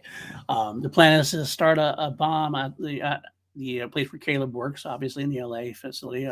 Arthur, Donovan's stepdad, owns the facility there. And while that's going on, that will bring the visitor security there, focus on them. While that's going on, the resistance will break into the armory and get some weapons and move from there. Now, It's all about interestingly, the diversion. absolutely. Interestingly, of course, Donovan, not part of the team yet. And he's like, yeah, you're going to do that. You're going to do that down there. I'll use that to head back up and see if I can find out more. Of course, Ruby's the only one that says it. Ruby's like, isn't that suicide? Come on, you're going for the motion again? How many times are you going to make it up there and get down? Eighth time? I mean, I feel like they would have blocked the vents by now. Absolutely. How the hell? He already knows he can't speak in it. But either way, they start doing that. Robert, of course, is in that really scared state of mind because he knows what's going to go down. He knows that the visitors are going to attack the mountain camp, supposedly at 4:00, I believe. Hopefully, he's going to have time to get weapons, get up there, and get them out. But they start it. It's kind of cool to see that they're obviously these characters are not used to guerrilla warfare or anything like that. Caleb's setting the bomb, scared to death. He's going to blow his hands off. All that is going on. And we find Harmony, who finds a bomb after stepping in gum. It's a great Harmony sequence. Yeah, you do. Just stick it in their hair. I love Harmony so much. I think she's such a great character. Harmony is great. It adds a lot of color to the story. Having characters like that, like secondary characters like that, it makes for a great, more lived-in world. Yeah, and also, I mean, this is more so later on, but she's one of those characters that I think this is the vast majority of people. Whereas it's not that I'm just, I'm not gonna join them, the visitors. I'm not gonna resist the visitors. I'm just, oh, this is happening. Okay. I'm living my life, right? Yeah. That's what it is. Interestingly enough, though, so she is the bomb and doesn't really say anything, but I guess it actually makes sense for her character. Anyone, she goes and finds Willie. Like she doesn't even find Willie. She just waits for Willie to be around. She kind of just waits. She kind of goes her way and kind of like you see her on the corner going, "What's going to happen? What's going to happen?" But I guess it makes sense. Of all people, Willie. And she can't let that happen because she's got this big crush on Willie, obviously, at this point. The bomb goes off. She saves Willie by screaming his name, and the diversion is on. Now, meanwhile, Donovan gets on the Sky Fighter, or the transport ship, heading back up to the mothership. This is a little much for me, where the game 1 level boss joins up again right next to him and doesn't see him this time. He's like, oh. It's a small world. I mean, LA only has 10 million people. You're bound to run into everyone you know on a given day. You see Donna trying to go all the way back or get the whole thing. He's doing the Homer Simpsons. It really is. You can't see me. Hello. The transport lands on the mothership while the explosion goes off, and the boss is like, "Oh, we got to go back down. Everybody go back down." But Donovan still is able to somehow sneak away and pass through his vision.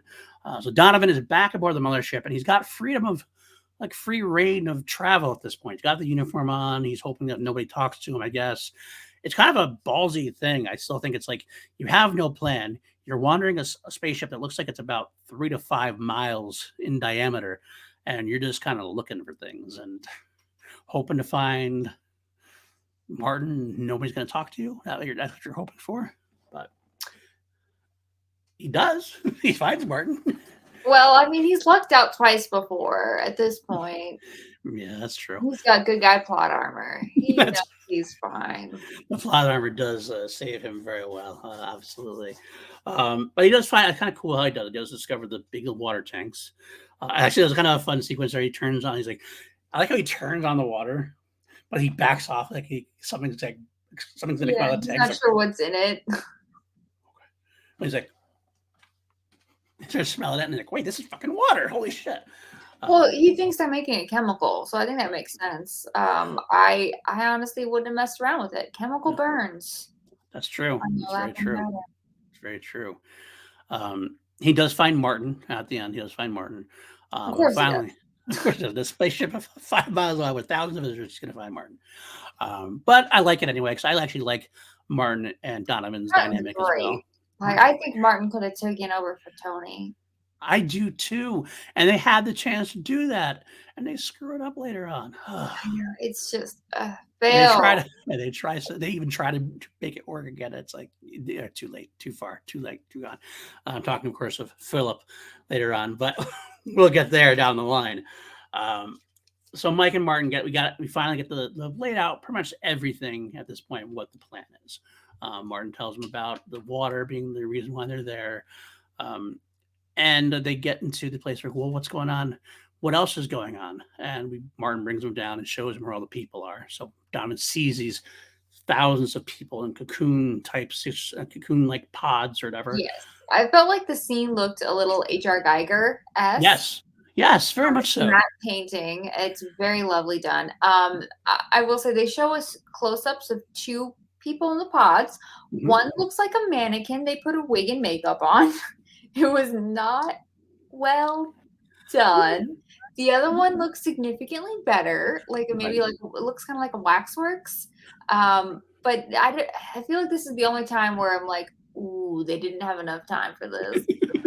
That's right. We know that they didn't have. They shot it in a quick amount of time. Well, yeah, one of them is. I don't know if you recognize it. It's Robert Maxwell's boss there. The guy who first goes missing. Yeah, that's one of them. Which I like. I appreciated that callback. And he that was the one that looked better. The other one looked like that's literally a mannequin. Yeah. Now this is a great sequence here. Again, not the score necessarily, but they use a lot of that horror score in the background. We learn a lot. Donovan's like, man, the leader's gonna bring the water back, and Earth's gonna be left a desert. Humanity's gonna die. And Martin finally comes clean about, no, they're not gonna be any humanity left because we're gonna use them for our weapons or use them for an army, which starts an interesting subplot, by the way. Yes. Subplot that gets or worse. Eventually abandoned until the novel of the second generation much later on, about an alien group that lead the leader's enemies. I mean, I can't fault Kenneth Johnson because that was his tale to go. It's not his fault they abandoned it after he left the story. No, there's some really great plot threads that were built here that just kind of end up not going anywhere. But it's weird because it's like, if you were in charge of writing a sequel, that would have been the first thing on the top of my list is there's another alien race I can put in here. Right. That might be interesting. Or at least advance it. Even if you don't want to do that, I can understand going, I don't want to do that quite yet. You still could advance that plot line along to be continued later on if you're going to do something more. Because they had plans at this point already to do at least another mini series potentially. They knew they were going to go to a weekly series, that kind of thing. There was a future that was being mapped out. That's I want to continue that, but they just really drop it, unfortunately. It's weird. And they do the baby plot line instead. The choice. Yeah, it's an interesting choice. Yeah, we'll get there though. But it's a great delivery of a dialogue from Mark Singer in this point as well, where like Donovan goes, "Okay, you said some of them will be used against the armies. What about the rest?" And Martin just kind of turns and is like, "Well, there's another basic shortage on our planet." And Donovan looks at him for a second. He looks over, and the score kind of cranes out. Just goes, "Food." And it's just Blue and green is people. That's right. To serve Ooh, man. To serve man. That's why that's what I would say as well. Um, it's a great delivery, great moment. I think it's one of the more iconic moments in the series, and it really delivers because of Mark and Frank Ashmore's acting. Great yes, performances. definitely. It's I love a and suddenly cannibalism plot line. I've seen quite a few movies where I'm like, oh, I guess we're gonna be, I don't know, eating Frank now. All right, let's go. Like out of the blue. And I always like them. They're somehow always enjoyable. It doesn't make sense, and yet also it kind of does.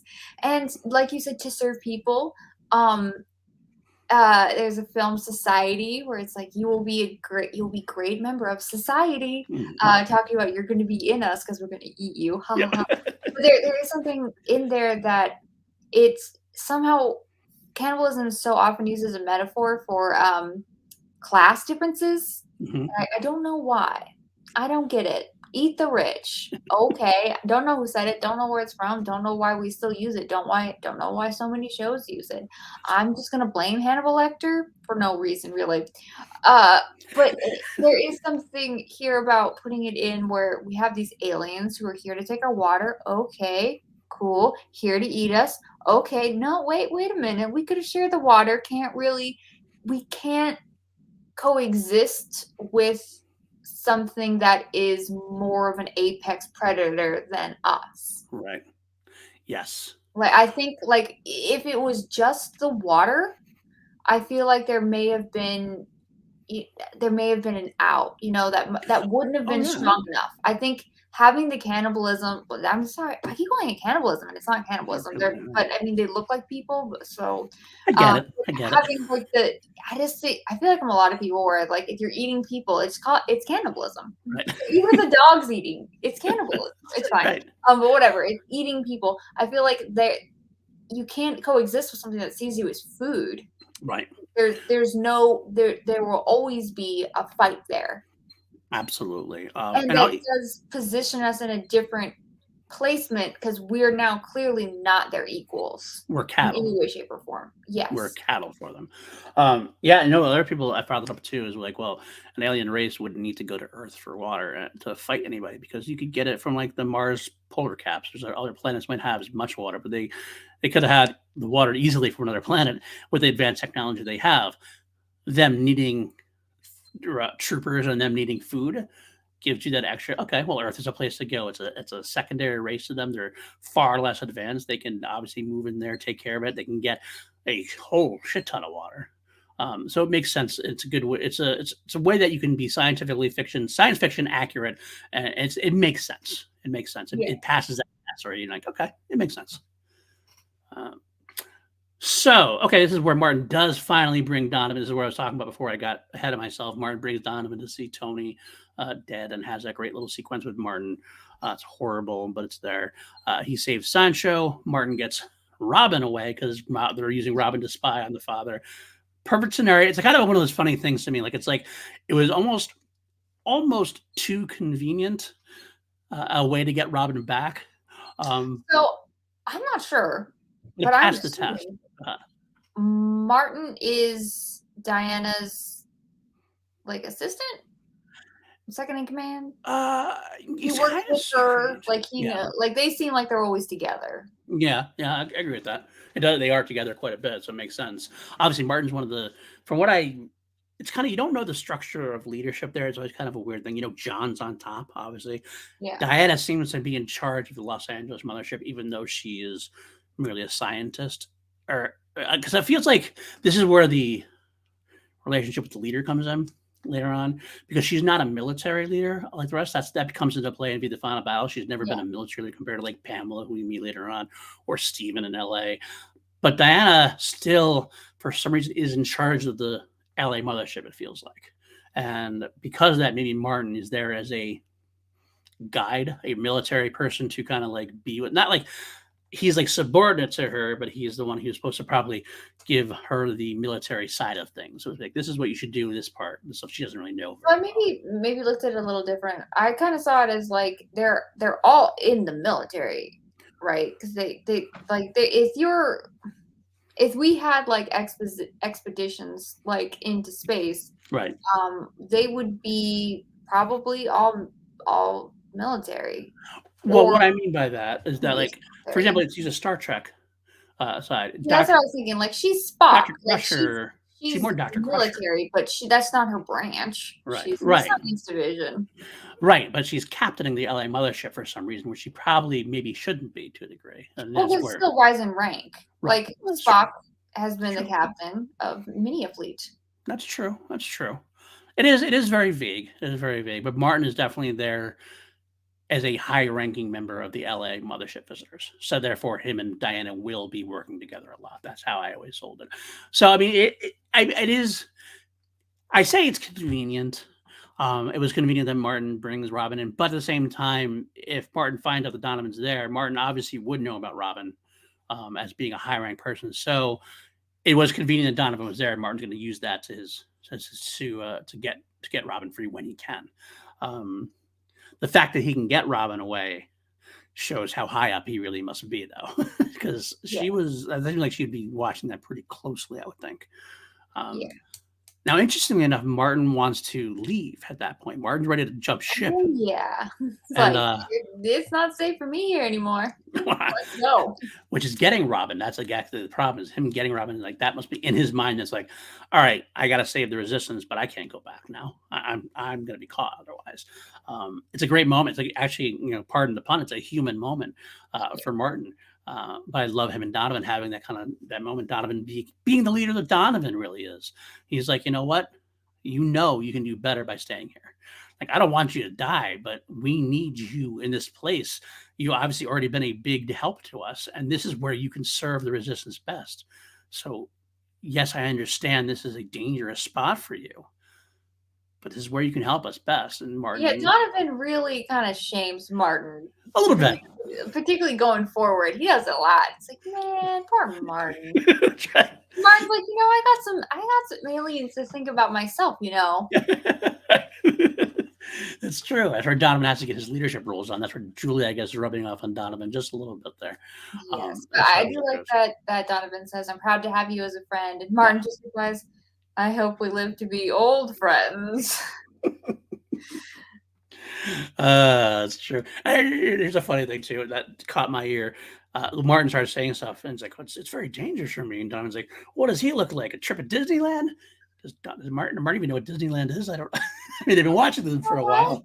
I wonder if Disneyland would have had a visitors' day. Maybe they could have. That's true, potentially. That makes a lot of sense, actually. But anyway, so Donovan not only steals a ship, he's a pilot. I'm just saying, because people would have said it, he's a bit of a Mary Sue.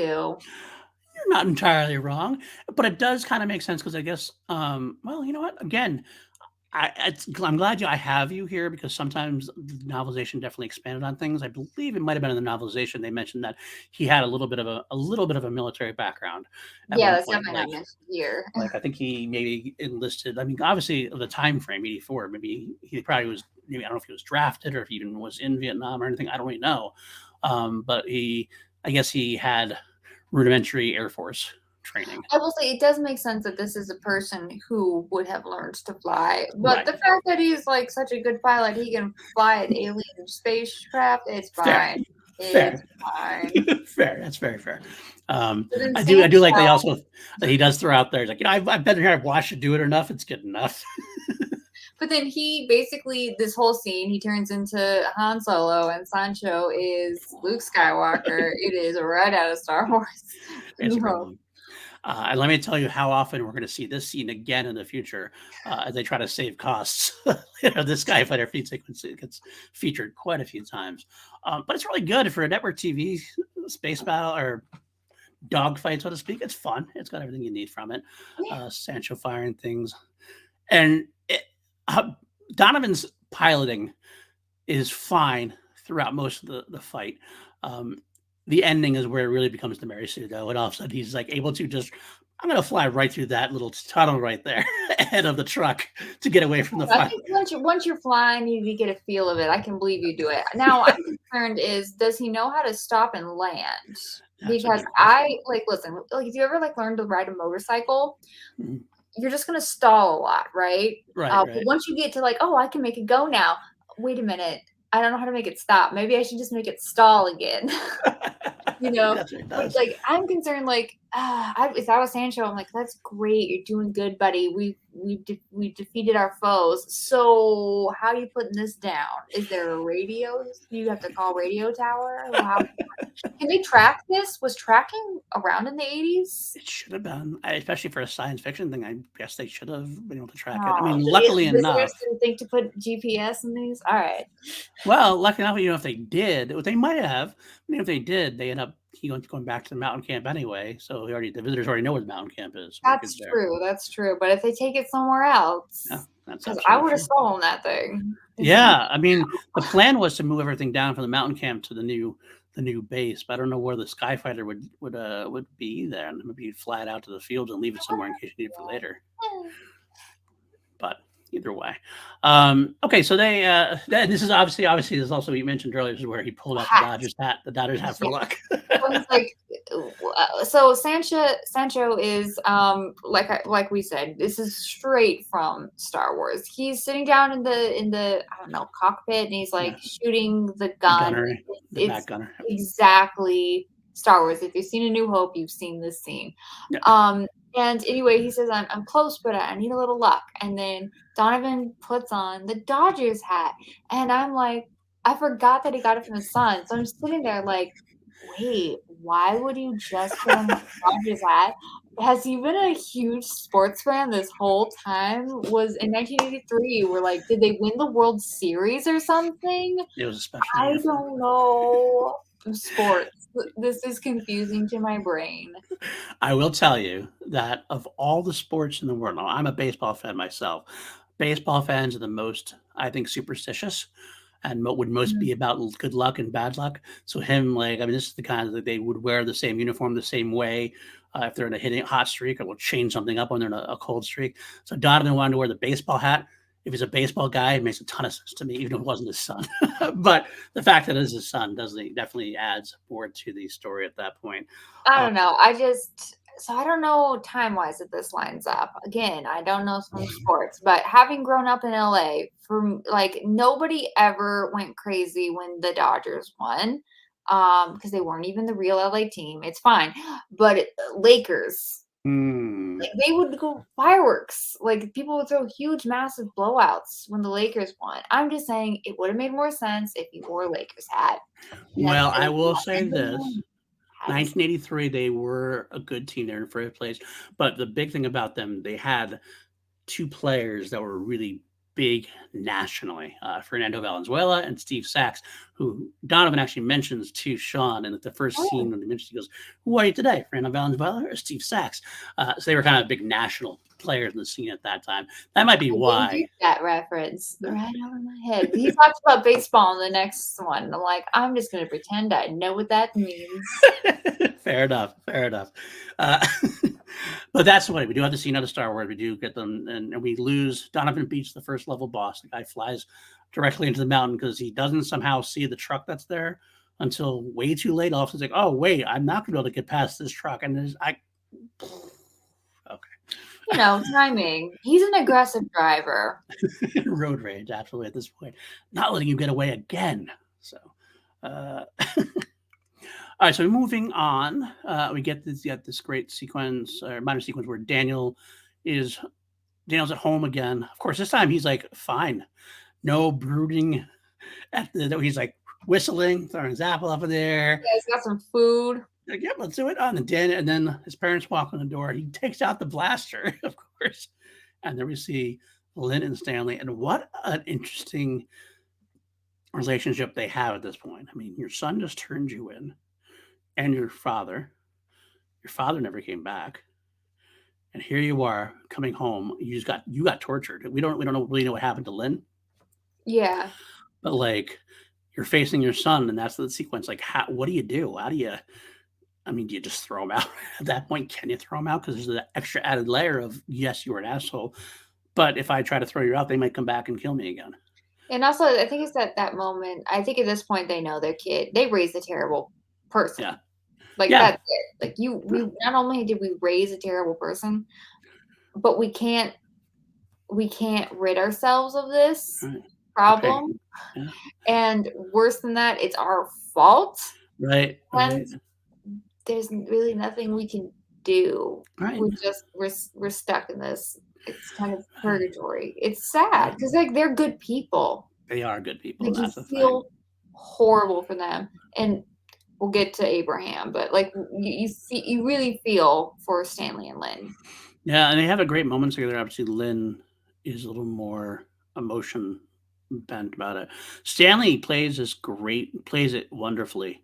Yes. George Morgan, he plays it very well, just very stoic, and he's kind of obviously he's broken down a little bit. He's obviously traumatized by the whole Yeah, thing. he's not catatonic, but he's like Just a matter of fact. dissociated. He's like very uh, very flat affect at this point. Yeah, and he says things, and they say it needingly. He obviously means to like poke at his son a little bit, but like they ask, like, "What happens?" Like, "We never saw him." He's like, "What happened to your arm?" He just looks up, and I burned it. See, I read that a little differently. I read that kind of like a victim of abuse would kind of take on the Okay. responsibility for their injuries. Okay, maybe. And the reason I kind of did that is because I felt like maybe that was something that happened in the torture that like maybe they were kind of things that they were implanting into him since we know that Diana has that like conversion process. Right, So right, I right. thought that was something along those lines. Like I thought that maybe he really felt that. Okay, because I read it differently. Especially, I read it similarly to how we end with him, which we'll get into the great scene at the end. Kind of the same kind of thing where he's just like he's stoic now. He does feel, but he's got to like keep his feelings a little buried, a little buried. I know but it comes out just enough. I burned it. Like I'm not. It's your fault. I'm not going to blame you entirely. Oh, I thought it was more. I really felt like he was blaming himself. Okay, fair, fair. I didn't. I read it totally. I read it totally different. I read it totally like that he has accepted the fact that his son is a prick, Yeah. and he knows that, and like, but he can't really do much about it. And so he's like, I want you to know that this was your fault, but I'm not going to make an emotional deal about this. I'm not going to yell at you. I'm not going to scream at you. I'm not going to. That's never worked before, and this is going to lead us to a place where I have to save my wife. I have to save the people around me. So I burned it. And then Daniel leaves. Sorry, he just like stays like, uh, yeah, sorry about that. Okay, it's like really, I mean, I do. He is. I mean, he's like 18, yeah, 19. I And get it. I Yeah, don't think I feel like he has the emotional maturity of someone who's maybe like 12. right, right, Not necessarily the intellect, not necessarily talking intellectually. I'm saying emotional maturity right. here. He's he's not it's not just that he's a prick, it's that he legitimately doesn't get it. Yeah, That's just worse to me. yeah, he at least doesn't get the scope of it at the very least. I mean, he understands that something is wrong. I think he understands he did something wrong, but he wants to just instead of taking responsibility for it, he kind of wants to just move past it really quickly. You're home now. We're good. And We're good. You're also, home. he's been given the power that if he says, "Let's drop it," he knows that people kinda have to drop it. Right. Yep. Awful. Ah, that's awful. But all right, we do have the battle going on now. It's an interesting battle, definitely a David versus Goliath scenario. They're fighting the army. They have a garbage truck full of people with mirrors, uh, which is an interesting tactic to take. Yeah, I, because of the visitor's eyesight, they right. don't like light. I It's a maybe cool would have gotten sequence. flashlights, but, Yeah, mirrors that might are have been a better cool. way. The mirrors definitely make for a great visual, though. A few handguns thrown out there. Visitors are obviously not it's funny. Like I felt like the visitors should have controlled that situation much easier than they did. But I guess it is what it is. They do get in there. They get their weapons. Um, we get to see the visitor take down a few of the resistors. Especially the one girl, one lady in the yellow gets shot, and Robert has to bring her back to where Julie is. And that's when Yes. Robert's seeing all the tragedy, seeing all the horror, comes clean and is like, you know what, like they're gonna be the camp's got to be taken. I can't let that happen, no matter if my daughter's up there or not. I can't just sacrifice everybody for one person. So he Again, runs the off. acting is so great. Like this is all it's thing. I mean, he doesn't end up like kind of saying some of this exposition wise, Right. but most of it is going on with his expressions, and it just gets across really well. And I gotta say, he did all that for Robin, and she worth it. Polly, the middle daughter, worth it. I agree with that. Youngest Polly was definitely the better of the three, worth best of the it. three. Robin, let her die. I'm so Especially moved. now. Like she got herself into it. Yes, she did. She definitely did. I do love the different. Also, I love Julie's reaction versus like Brad's reaction. Was it Elias or Brad? Either way, one was like, kind of, I can't believe he did that, and Julie understands His implicitly. daughter. She gets it, and she's like, and that's what a great leader does. Like she knows this is a horrible thing, and she can't let it pass. But at the same time, she's like, all right, what do we do about it? Like, all right, Well, this happened. What do we do about it? I like that, Mike is doing all this for his son, and Right. Robert is doing so much for his daughter. And I like that we have two parents. It's not Yep. just, one person. Because, I mean, in a real situation like this, a lot of these people would have kids. Yeah. And if the visitors had an opportunity to utilize a kid to, like, take advantage of the resistance, absolutely they would. Mm-hmm. And the fact that we see them continuously doing it to multiple people, I think it didn't seem repetitive at all, even No. though it's basically the same thing. No, absolutely, and they used it. They end up using Sean a lot. Kids are often a pawn in the whole series, and it makes a lot of sense because where you're going to hit humans most, you're going to hit by their offspring. Absolutely. Um, so the resistance gets to the battle. They get their weapons. Robert heads back. Of course, the visitor lied. Shockingly, the visitor lied. They're going to go. I'm surprised though. Here, the funny thing about it is, they let Robert tells them, or he tells Robert, they'll come at 4 o'clock. Why did they wait so long in the first place? I mean, when did the guys go? Okay, we'll tell them this. We'll just go up and let's go get them now, instead of like, because they risked Robert actually telling on them and getting them free out there by giving them till two. Like they go at 2:37 or so, or 2:50 or whatever, instead of 4 o'clock. Why didn't they go in the beginning of the day? Like, Because of the script, PLD. I guess. Because of the script. I don't know war tactics. I'm sure, sometimes you want to go home. You're going to need some coffee. You got to wake up all your soldiers. Strategy takes time. Diana has to watch Brian have sex with Robin. Obviously, that took precedent, I guess, to a degree. Oh, strange. Fair enough. But Diana coming with the attack was an interesting choice also, but it makes sense. I think Diana wants more involvement. She wants to be there, wants her laurels, wants to be there for victory.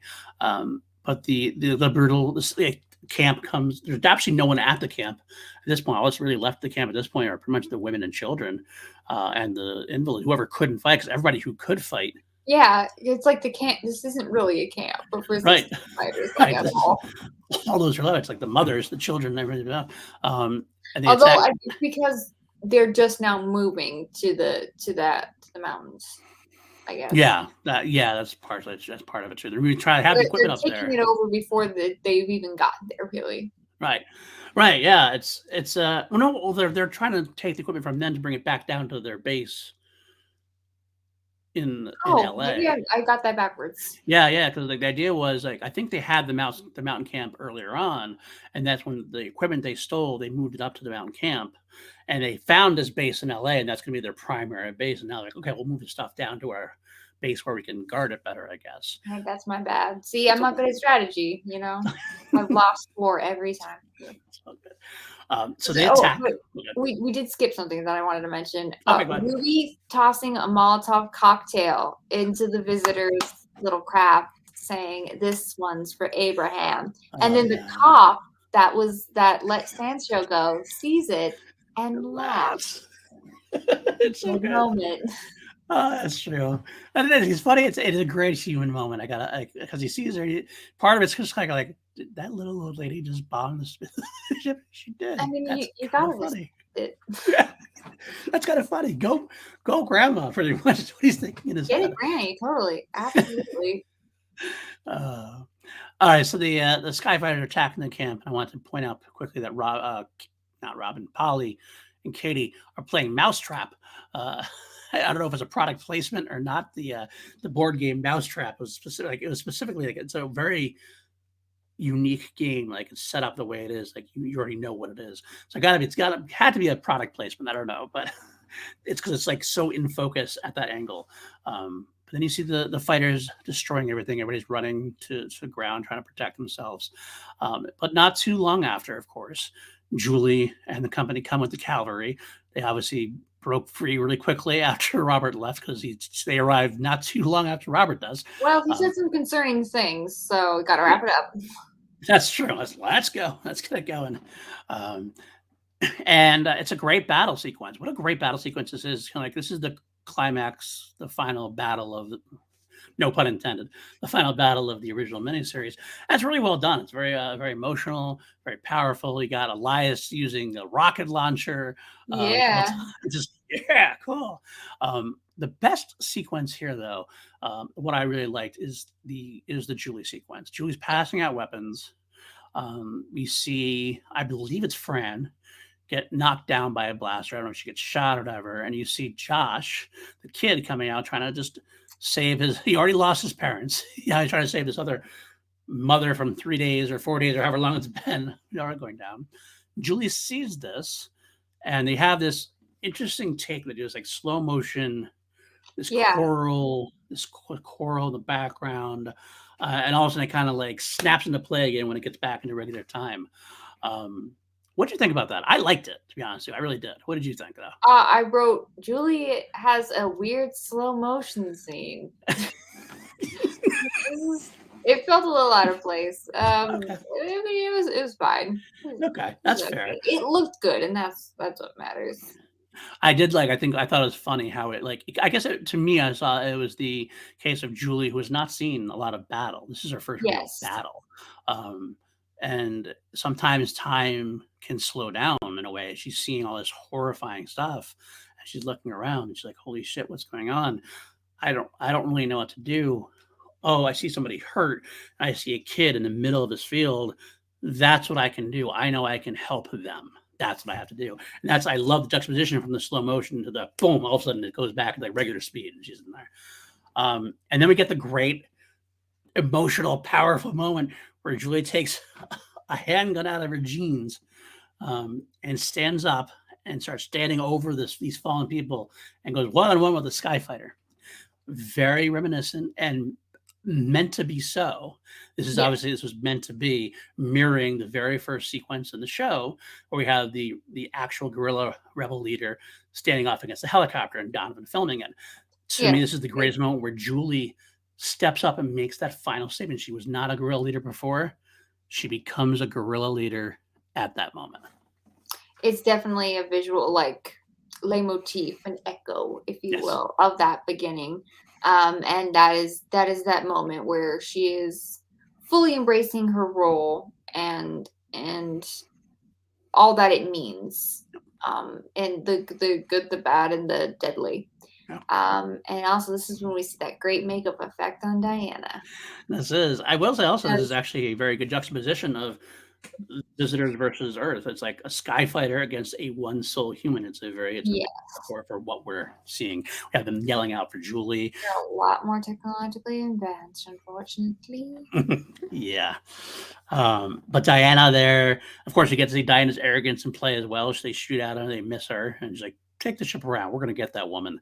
And Julie's ready to do it again. And what happens? It's a very Star Wars Han Solo-esque moment. Yes, so much so. Flies in I was going to say with the Falcon. I was about to say that, but flies in with his own sky fighter and fires away.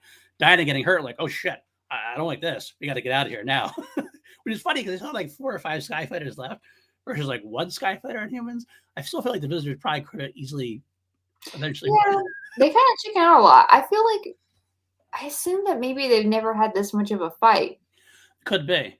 They definitely the humans definitely put up much more of a fight than they were expecting, and I think Diana, especially because Diana was on board, I think that actually was a reason why. She's like, Diana expected a rout, and now she didn't expect any kind of resistance, and because there was resistance, I was well, I don't want to die. Let's go back. We'll regroup. I wonder how much, like, I'm assuming none. She's probably just as inexperienced with all this kind of stuff as Julie. Yeah, 100%. That's how it felt to me. I feel like that's what I was trying to talk about before. I think she was more of the scientific. She has to do with the scientific part of the mission. I don't think she ever really led the troops anywhere. I don't think she ever got into too many gunfights. I think she was more of the leadership from afar kind of thing. So here she's getting her hands dirty, so to speak. She gets her Smart. face torn off. Yeah, she's like, okay, we're gone. um, but it's a great battle. It's a great emotional battle. It sets the stakes up very well. It's very, again, a little bit Star Wars, the resistance of the rebels win the small battle, even though the war is about to take off a little further. But some great moments after. The aftermath is just as important as the battle in so many different Absolutely. ways. So many different ways. The first one I think we'll talk about is, I think we'll talk about Robert here. Let's talk about the Robert sequence. Yes. What a great Robert, sequence my that is. man. Robert looking for his kids, looking for Polly, looking for Katie, looking for Kathleen.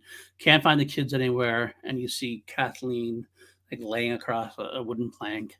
Um, and he gets to her. She's obviously dying, and she's so like.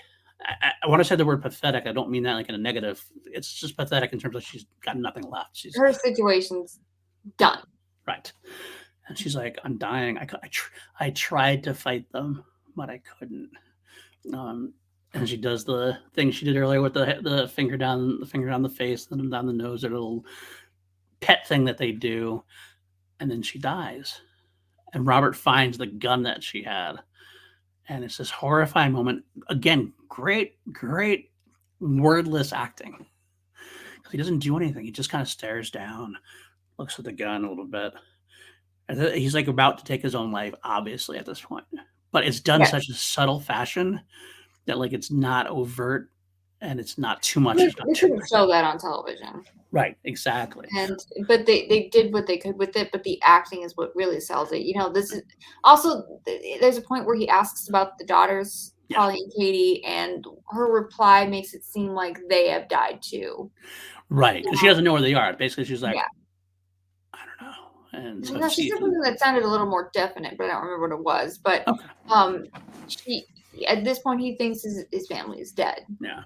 And yeah. Robin's gonna be Robin's actually worse than death at this point in his head too. So yeah, he's about to do it, and that's when luckily Polly and Katie find her. And the gun goes down, and he goes and becomes a father again. And all of a sudden, Robin shows up. Robin shows up. It's fine. It's her fault. Their fault. Right. Shed a tear. Shed a tear, exactly. But it's funny where and I do think it's funny. Like funny is the wrong word. Robert doesn't question it. I was like, Robin's here.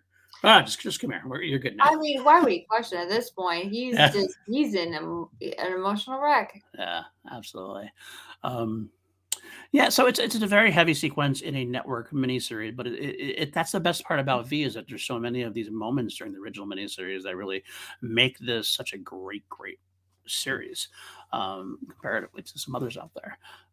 But okay, we get some more between Mike and Julie towards the end. Mike kind of explains what he heard from Martin and what's going on, and of course, Julie becomes the stoic leader, for the greater good, we're gonna have to destroy all the motherships. And Donovan's like, what the fuck?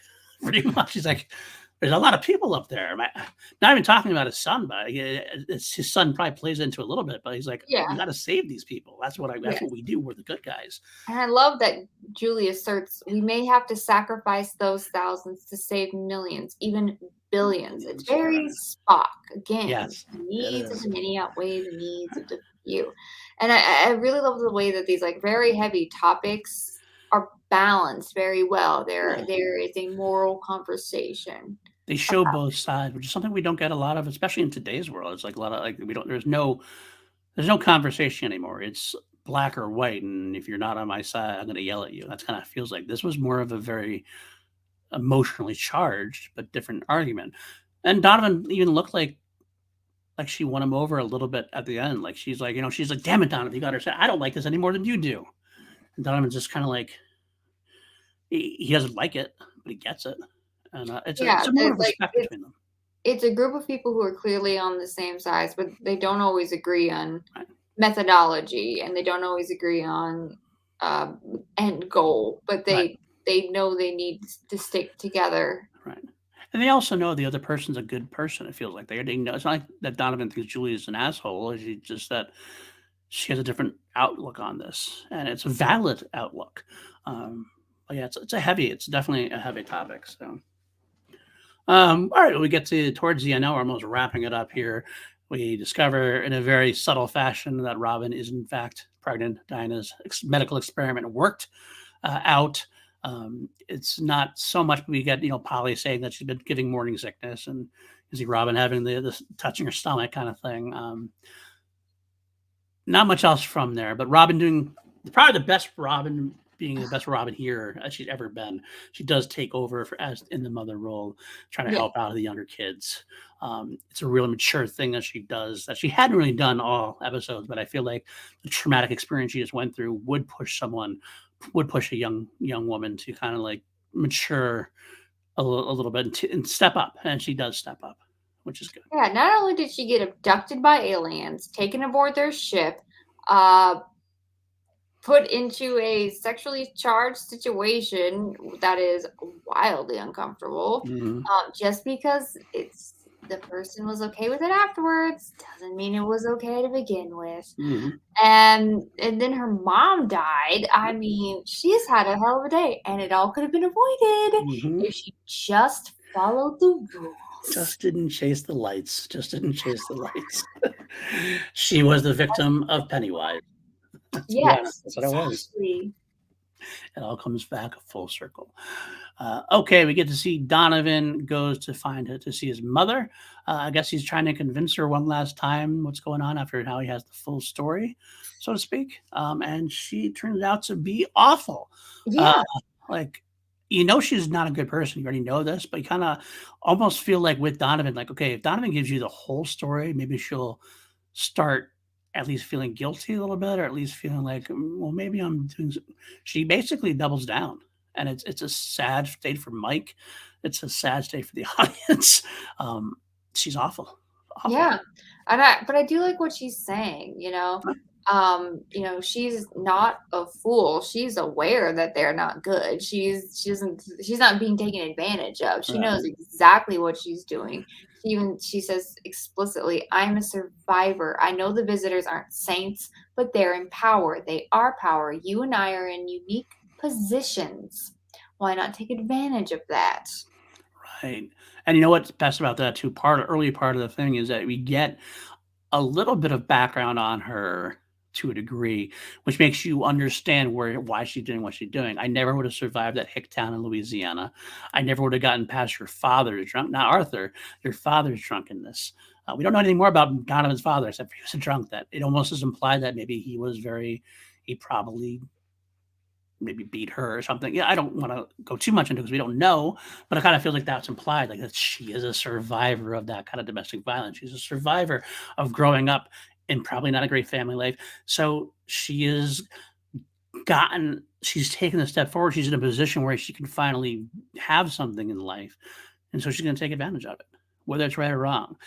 Sometimes people are pushed into being evil. Um, I would also say that again for the 80s, it was women didn't have the same options, especially for a woman her age going right. further back in time. So oftentimes you had to kind of it's like a job application. Don't you want to go for the best job? And for a Hmm. woman in that time period, sometimes the best job was latching on to the person who had the best bank account and or Hmm. the person who had the most power. Like Hmm. marry the sheriff, Hmm. marry the senator, even Mhm. if that's not like what you're into. That is the only way you had to move up in society. Right. Um, It's a way to survive. It's a way that if I hitch my wagon, if I hitch my like self to this wagon, I'm gonna live. My people That would, too, in this particular case. like I know they're bad. I might be able to survive though if I help them out. They're not going to kill me if they help me out because there's no reason for them to bother me, so I'm to speak. sure I've mentioned this in the last video, but typically when you have a situation like this, you'll see people who would be the oppressed joining the oppressor Mm, because they think in the long run they'll get a better deal. right. Um, and I don't know historically if that tends to work out. I'm just going to assume probably not. Well, this is actually very much so a look at like what the Vichy French did for the Germans. They supported the Nazis because they thought it would keep them alive. It thought they would be saved from Germany's invasions and things of that nature. It's very similar. And that's exactly. I mean, that's And that's who she's history. supposed to represent, but I'm gonna be really honest, I don't know anything about Okay. that.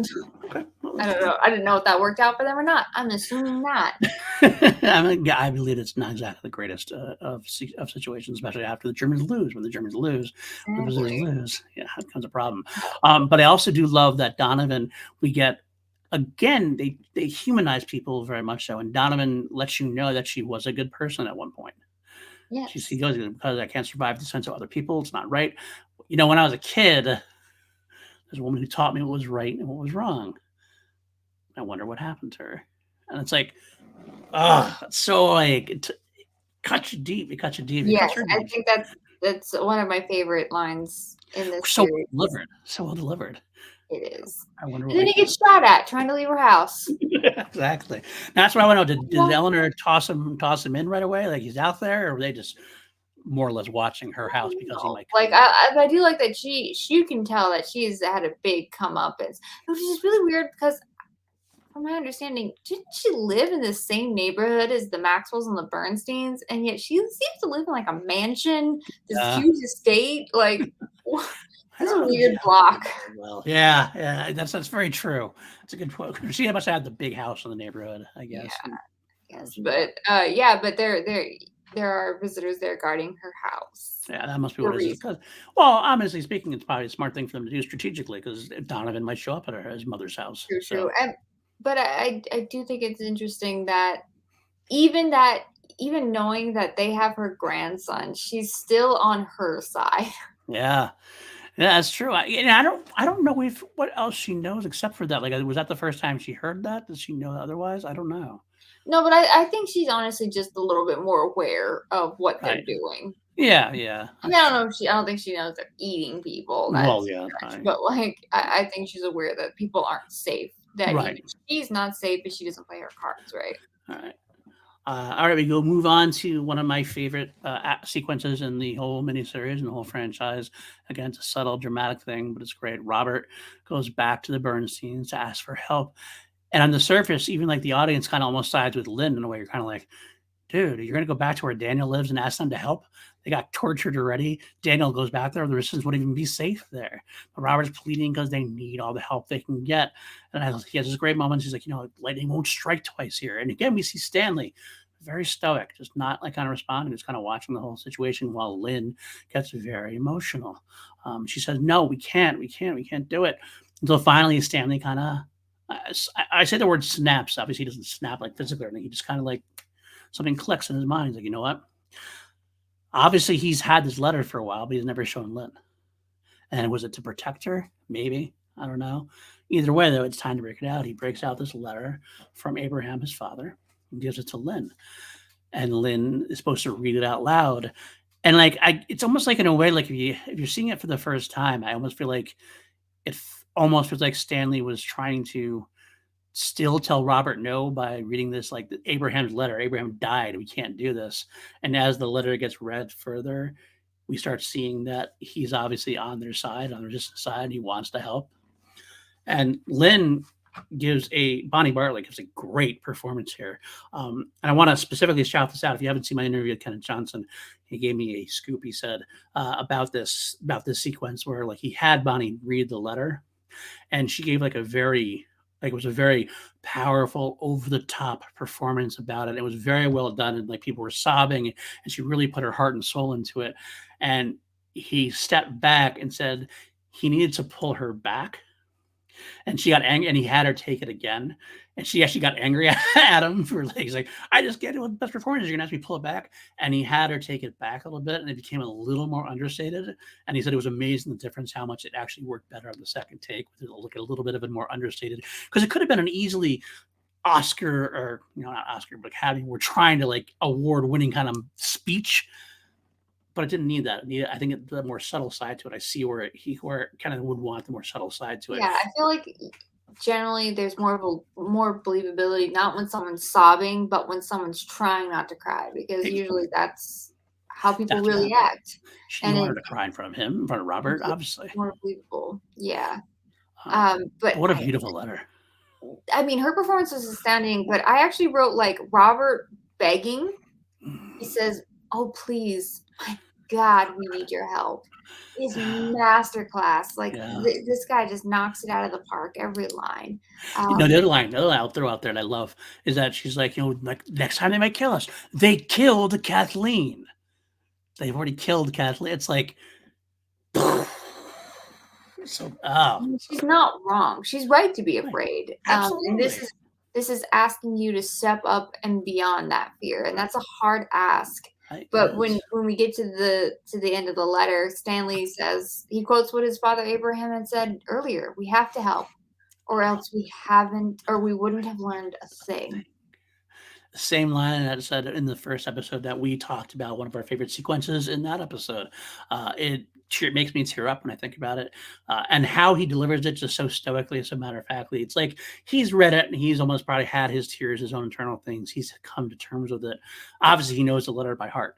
He knows how it goes. Having Lynn not be able to finish it, he's gonna step in and finish it forward and say, "This is what we have to do. This is what my father would have wanted. This is the right thing to do." And Lynn and him are like, "Yes, we're going to help." Great masterclass. And what a great ending that even would have been, to be honest with you. But it was a very powerful moment. Can I stop you? Because Go ahead. I just like, it literally occurred to me. But like, Mike's at his mom's place. We know she lives in the same neighborhood as the Bernsteins. So do you think Robert and Mike just like drove up there together? Because that's just what I'm picturing. The visitors are blasting. Does Robert have to come out quickly from the house? And does Donovan hide at the Bernstein's house, maybe? I like that. Yes, that's now like now they have to like sneak out of the neighborhood and back out of LA because they made him. Mike's always getting in trouble and getting his partner into trouble. I would have liked more of a Donovan Robert team up. That would have been very interesting. We don't get a whole lot of that at all, really. But yeah, that would have been a fun team up to have. But yeah, okay.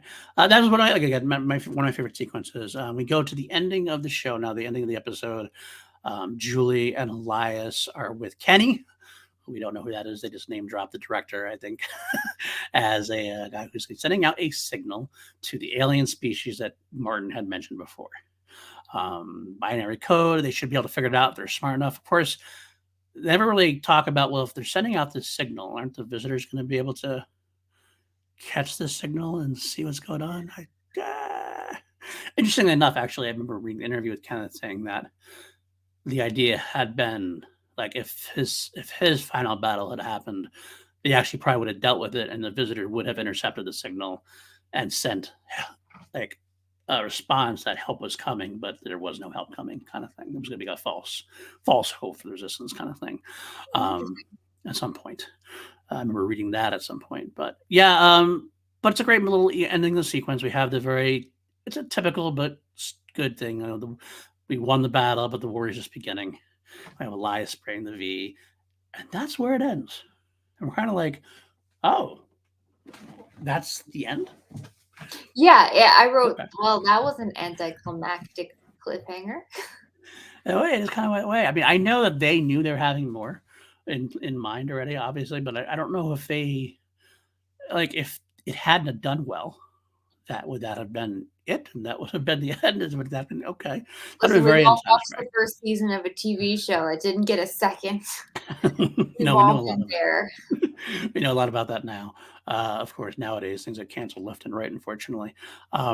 but that's how it ends, and it's still a good ending. It's still a good solid ending, if only because it's just not satisfying in terms of when we leave, and it's like an Empire Strikes Back thing. The bad guys are basically winning, and Yeah, it's like they just did a little bit. They're still around. If I was watching this back in 1983, I would have been like, Okay, what's going on next? When's the next episode? A year? but that will wrap it up for this viewing. Do we have any final thoughts on this episode, on the original miniseries as a whole? What we're going to look at going forward? I mean, this is such a great first act, Mm, in the franchise. This is such a great strong first act. They gave us so many compelling characters, outstanding performances, a very well-written show with, they did the best with their effects. yep. um and it's something it's very captivating and for the most part pretty timeless other than a few things that is, as someone who I was born like 10 years after this aired and watching it in the 2000s. There's some things where I'm like there's a technological catch up. Right. But I mean in terms of like just the bare bones it's pretty timeless, sadly. Yeah. And I Yeah. think that Very sadly. honestly, it's the point because the point is there will always be people in power, people trying to get power, and people trying to overcome being oppressed. Right. That's a that is a timeless story. Uh, Unfortunately, it is. You're right. Wrapped up in a very great sci-fi adventure, cosmetic overlay, so to speak. yeah, It's the way to easily digest it. You get that easily pew pew action, a little laser blast, a little bit of Star Wars dog fighting, but that's the surface, and deep down underneath there is a great tale of humanity and a great exploration of humanity, and almost from every different way, every different type of person you are. You always have an entry point somewhere. Maybe not exactly, but we get some intelligent people. We get some like down to earth people. We get some blue collars. You get some who are oppressed. Some who have had power. Some who are they're very privileged, and it's all kind of a mixed match. It gives you an entry point into the saga and lets you kind of see what's going on and make you question how you live your life and what's going on in today's world, which is something that you don't get a whole lot of in a lot of the cheap sci-fi we got to see in the 80s. It was fun. Sci-fi of the 80s was fun, no doubt. This was something special. And I do have a wish that they could have worked out a deal with Kenneth Johnson to have done the way he wanted to do it, because I feel like it would have continued on in a better fashion than it did. That's not to say that you shouldn't go on and watch the rest, because the rest is still fun. I think Be the Final Battle is actually very high quality overall, which we'll yeah, get to next week or yeah. next session we Stay do. tuned. There's a horse battle I want to talk about a lot.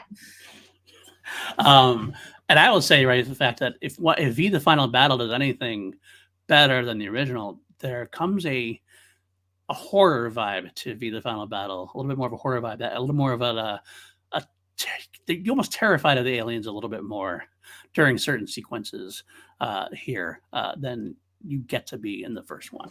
I don't know, it's because they're taking more over at this point. They're more definitely in control during the final battle. But yeah, but it also begins to be the final battle. One more thing I want to put out there that we're going to get to is we're going to get out to Michael Ironside, who Yeah. I just love me some Michael Ironside. So, as you can tell. That's it, I guess. That's what that'll wrap up this episode of review. 2.5 hours. Love it. That's a great conversation we've had about this particular episode. A little longer than the episode itself, but that's okay. Lego, where can the folks find you? I can be found on the YouTubes at Legoland13, and I am close to starting a podcast on Nicolas Cage, so you can find the Instagram account for that is Cage Unleashed. So follow and stay tuned for lots of Nick Cage conversations. I followed because I can't wait. I'm excited about Nick Cage. I love me some Nick Cage. So, and you are definitely one of the most foremost experts that I've ever seen on Nick Cage. So I'm That's the definitely goal. that is the goal. Goal succeeded. Is the goal. All right. Well, you can find me at _News on Twitter. You can find me on PLD Projects here. Again, if this is your first time here, click that like, click that subscribe, leave comments, all that jazz. It definitely helps out the channel. As of this time of taping, I have about 394 subscribers. We're working towards that 500 subscriber mark. We really appreciate that. I also want to shout out our Patreon, patreon.com/PLD projects. A bunch of good people there, a Facebook chat group, some extra content we got going on there. I want to shout out specifically, I just had a couple of specific members: Austin Cadell, Jeremiah Morris, Maddie Kern, Brennan Buckingham, Jeff Alterman, John Lestrina. The rest of you, I could not keep the lights on without you, so I really do appreciate that. Bunch of different content here. We got a lot of movie content, Two Mediocre White Dudes on Film with myself and PJ Campbell, Class Action with Maddie Gunner and Richard Eric Jarvie. Maddie and I also do a Star Wars podcast, Holy Snokes, every week. And yeah, got some good stuff coming up. So stay tuned. But that's it. Until next time, I don't know when our next episode is going to drop. I think it's going to drop probably during July. I think it's when we're going to go into the Final Battle. It'll be the first week of July. We'll get that set up to go. I might drop another episode, like I dropped the Timelines episode sometime in between my Kenneth Johnson interview and our first broadcast here. I might do another kind of video essay I might break forth. Who knows? We'll have to see. But until next time, then, folks, stay tuned for more Pretenama. And we'll see you next time.